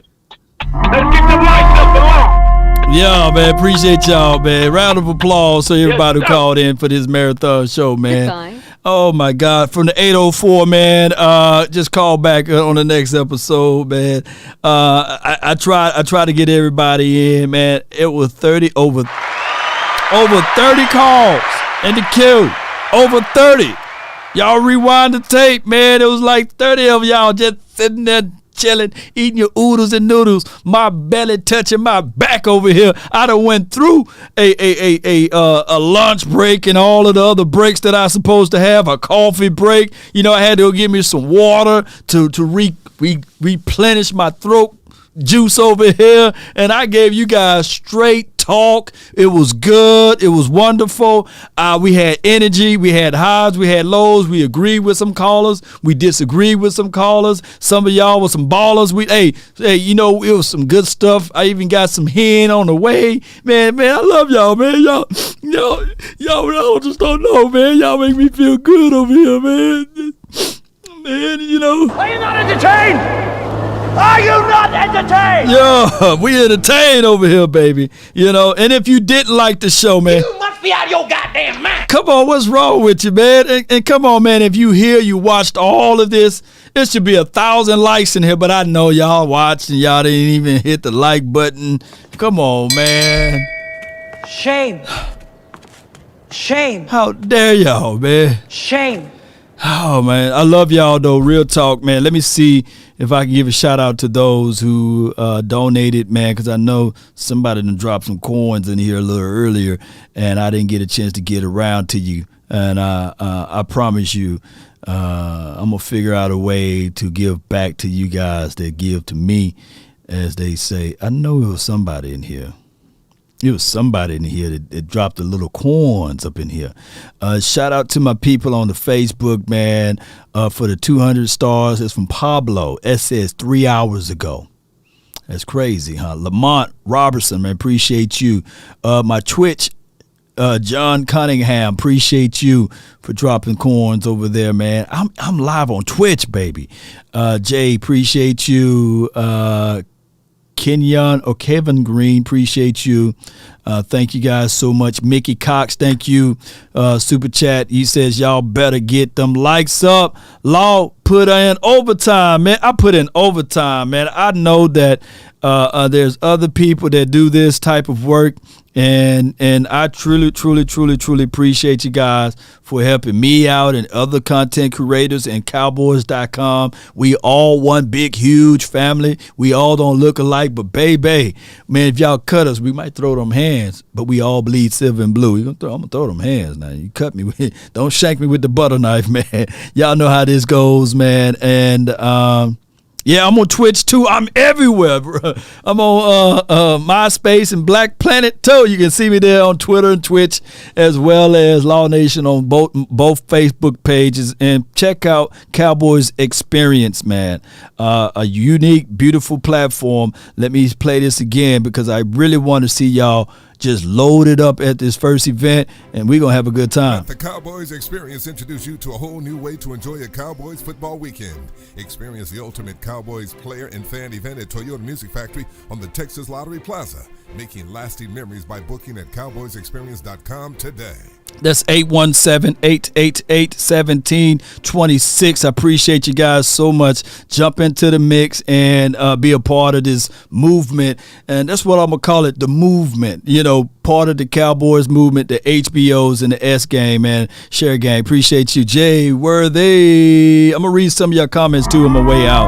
That's what we'll do. Read some of your comments. Shout out to you, Jay Worthy. Overtime grind. Drop the coins. Yeah, drop them coins over there, man. I appreciate you. Do it for Monty. Let's give a round of applause to Monty, man. Fatality. What Monty at, man? Because I know, let me check in with the Philadelphia beat reporters over there. Let me see what they doing. Oh, y'all got some more news? All right, breaking news out of Philly camp. Let's see what they talking about. Let's tune in. The answer, I talk stuff. I thought we had it, but it goes to show you who's a better team, and I'm sticking Cowboys.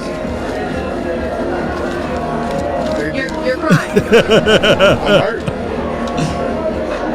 I love my Eagles. I don't believe it. You gonna flap the hat one more time for the Eagles for the hard fight they did? Let's go Birds fly, Eagles fly. Still Super Bowl champs for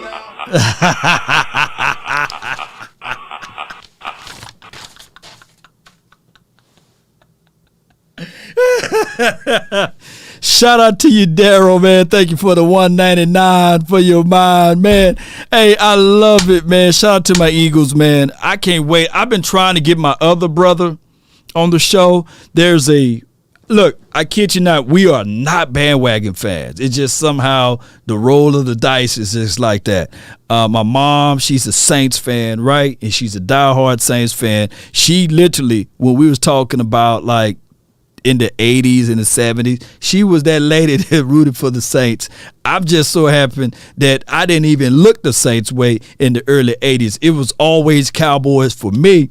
And then my brother, my younger brother, he does shows with us as well. And we're about 4.5 years apart, close to 5 or what have you. And he kind of looked like me a little bit. He got the beard. His beard gang is even better than mine. It's hard for me to say that, but it is, man. He got good beard, man. And he's the twin maker. He got 2 sets of twins, by the way. And he is a diehard 49ers fan. And I got another brother who is a diehard Eagles fan. He loved the Eagles, and he used to get on to me when they had Cunningham back in the days and Troy Vincent and Bobby Taylor and most of those boys, Eric Allen. I mean, he go deep into it in, of course, the years with McNabb and McNabb versus everything. So that's why we stay fighting each other in the house, man, fighting over the TV. And I won most of the time because when through the 90s, they had nothing to do with us. You know what I'm saying? Those other teams, they ain't want to deal with those Cowboys. And the 49ers used to spank that booty, you know, with us, with Joe Montana and everything. But I said, all right, cool. But then when my boys got to rolling, it was just over with, man. Shout out to Sadiq for Monty. Dracarys. Appreciate you. But I can't wait. Maybe this year I'm going to figure out a way to have my big brother. He's my big brother. He's a Eagles fan. And I can't wait to have him on the show. We're going to have I maybe put myself in the middle and put the Eagles to the left of me and put the Niners to the right of me, and it'll be Law in the middle beating up his brothers. That's what it will be. That's what I'm gonna call the show. Law, the Brothers Podcast, beating up his brothers. That's what I'm gonna call it. You know, that's exactly what I'm gonna call it, Cowboy Nation. And we're gonna get things going the best way possible. So that's why when we lose, the Cowboys, when we lose, my phone be twerking over here. I'm talking about the phone be shaking off the hook better than, let me say, I guess I could say this, Megan Thee Stallion. It just be twerking over there because so many people remember my number. But when we win, my phone, I've been sitting there looking at my phone saying, what happened? What happened to everybody? What happened to everybody calling me? Nobody called me when we win. They only call us when we lose, huh? Don't y'all got kin folks like that? They call you when you lose. Even my mom called me. She'd be like, "Hey, I just let a day go by. I know you licking your wounds, but Cowboys, all right. You know, you can always say who that." I said, "No, mama, now you going crazy." Come on, baby. Practice is practice, and it's not a real game, right? In the famous words of Allen Iverson, who is a Cowboy fan, by the way. I mean, listen, we talking about practice. You know, not a game. Say it all the way. Not a game. We talking about practice. All the way, huh? That's what we talking about. But this is where you get it out of the mud at, right in practice, right in the battles, right? Right? Practice make perfect. Practice is what you get out of it, right? You want to be able to practice so hard, you know, that when the game is in the game, you say this is nothing. That's what 8 Ball and MJG said. You got to be hard from the start. You got to have hard, right? Tamita. We can take it that way too. Cowboy Nation. But if you want a thing bad enough to go out there and fight for it, to work day and night for it, to really lose no sleep after it, to go after the thing you want with all of your capacity, strength and scarcity, with faith, hope, and confidence, and stern pertinacity. If neither cold poverty or famish or fame, or sickness or body or brain can turn you away from the thing you want, if dogged and grim and besieged and beset it with the help of almighty Cowboy Nation, even if you called in like my dog Choctaw Montana, called in like my dog Big Game James, but then he left like Law Nation, right? There's a bead of hope. Hold on, pain is ending. There's one thing a man should always do, mainly to himself, be true. Never allow someone to change your point of view unless what they bring makes sense to you. Never judge a man by sight alone, nor by the height he has grown. And when speaking, keep it at a moderate tone, because raised voices turns hearts into stone. You see, in the beginning, it was brother, I will roll with brother. How about them Cowboys? Then, my friend, the morals of life: live, love, and respect for another. Then there are those who will try to be smart. You see, they will take a decent man to try to alter his heart, to seek to rip him apart. Those man, no man, absolutely, you should call a friend, because they bend lies around the truth until it meets their end. You guys got a full episode out of me. I thank you so much. That's been my time. I really thank you all for yours. And remember, you're listening to nothing but the best. Be sure to check out Texas Lottery Plaza. We got so many good things going on with them. Be sure to hit us up. That's been my time once again. And remember, you're listening to nothing but the best. Let's go. Roll credits. You merely adopted the dark. I was born in it. Let's get it, baby. Come on. I just wanna run it up, baby.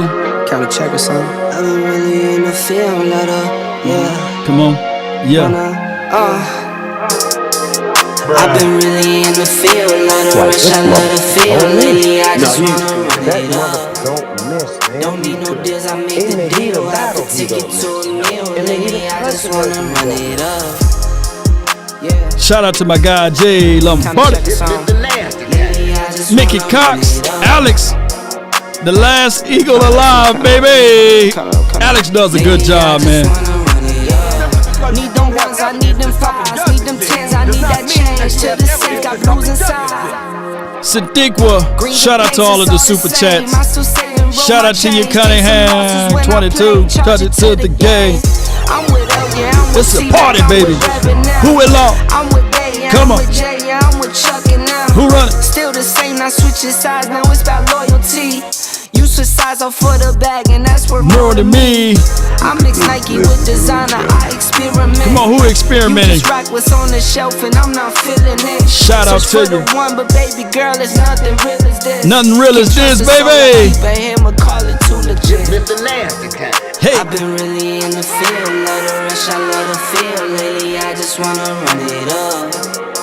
Don't need no deals, I'm let me hear it one more time. I mean, listen, we talking about practice. Not a game, not a game, not a game. We talking about practice. No doubt, my dog. Come on. Hey.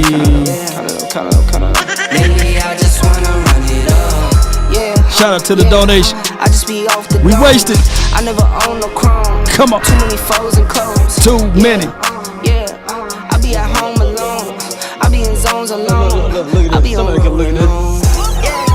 I be really in the field. Let her rush, I let her feel. Lately I just wanna run it up. Let me see some fire, baby. Emotional damage. I just wanna run it up. Yeah. Come on. Check a song. Check it out. I love it in the end when he do that ab living. Come on. Lately I just Wanna run it up. Y'all be all through the house talking about running it up, don't y'all? Lately I just wanna Run it, baby. You merely adopted the dark.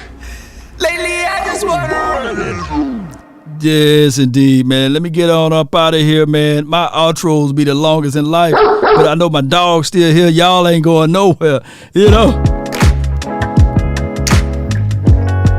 Come on, y'all continue to hit that like button. It does something special. It do. Dang. Life like this, I wish. Like buttons will fall. Come on. Yep. I ain't 2 pounds of bag now. Action you shall receive, right? Yeah. Likes. I commanded you. Hearts and love. Bam. Told you.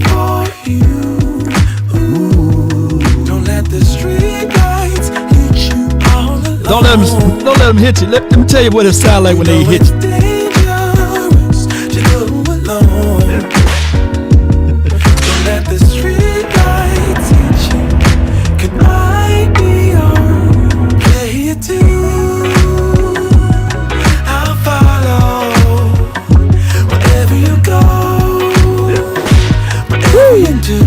Lean forward right here. Right here. Woo.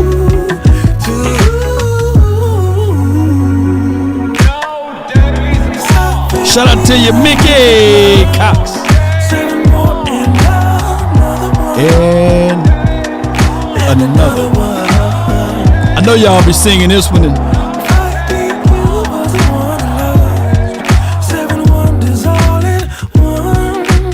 This how you gotta hit this one.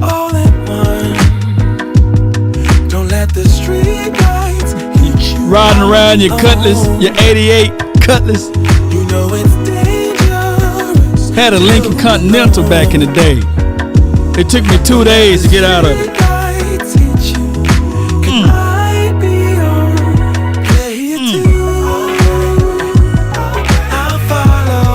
Do you look bad like this? You ride like this, yeah. Have you ever noticed you do like this when you're trying to park? You turn your music down a little bit. You turn it down just a little bit. Come on. Y'all know I'm telling the truth. Let's get it. Then forever doesn't feel that far. So far, so far. If a paper grain can fly, fly on, fly on, fly on, fly on, fly on. One love, baby. This is Sparta!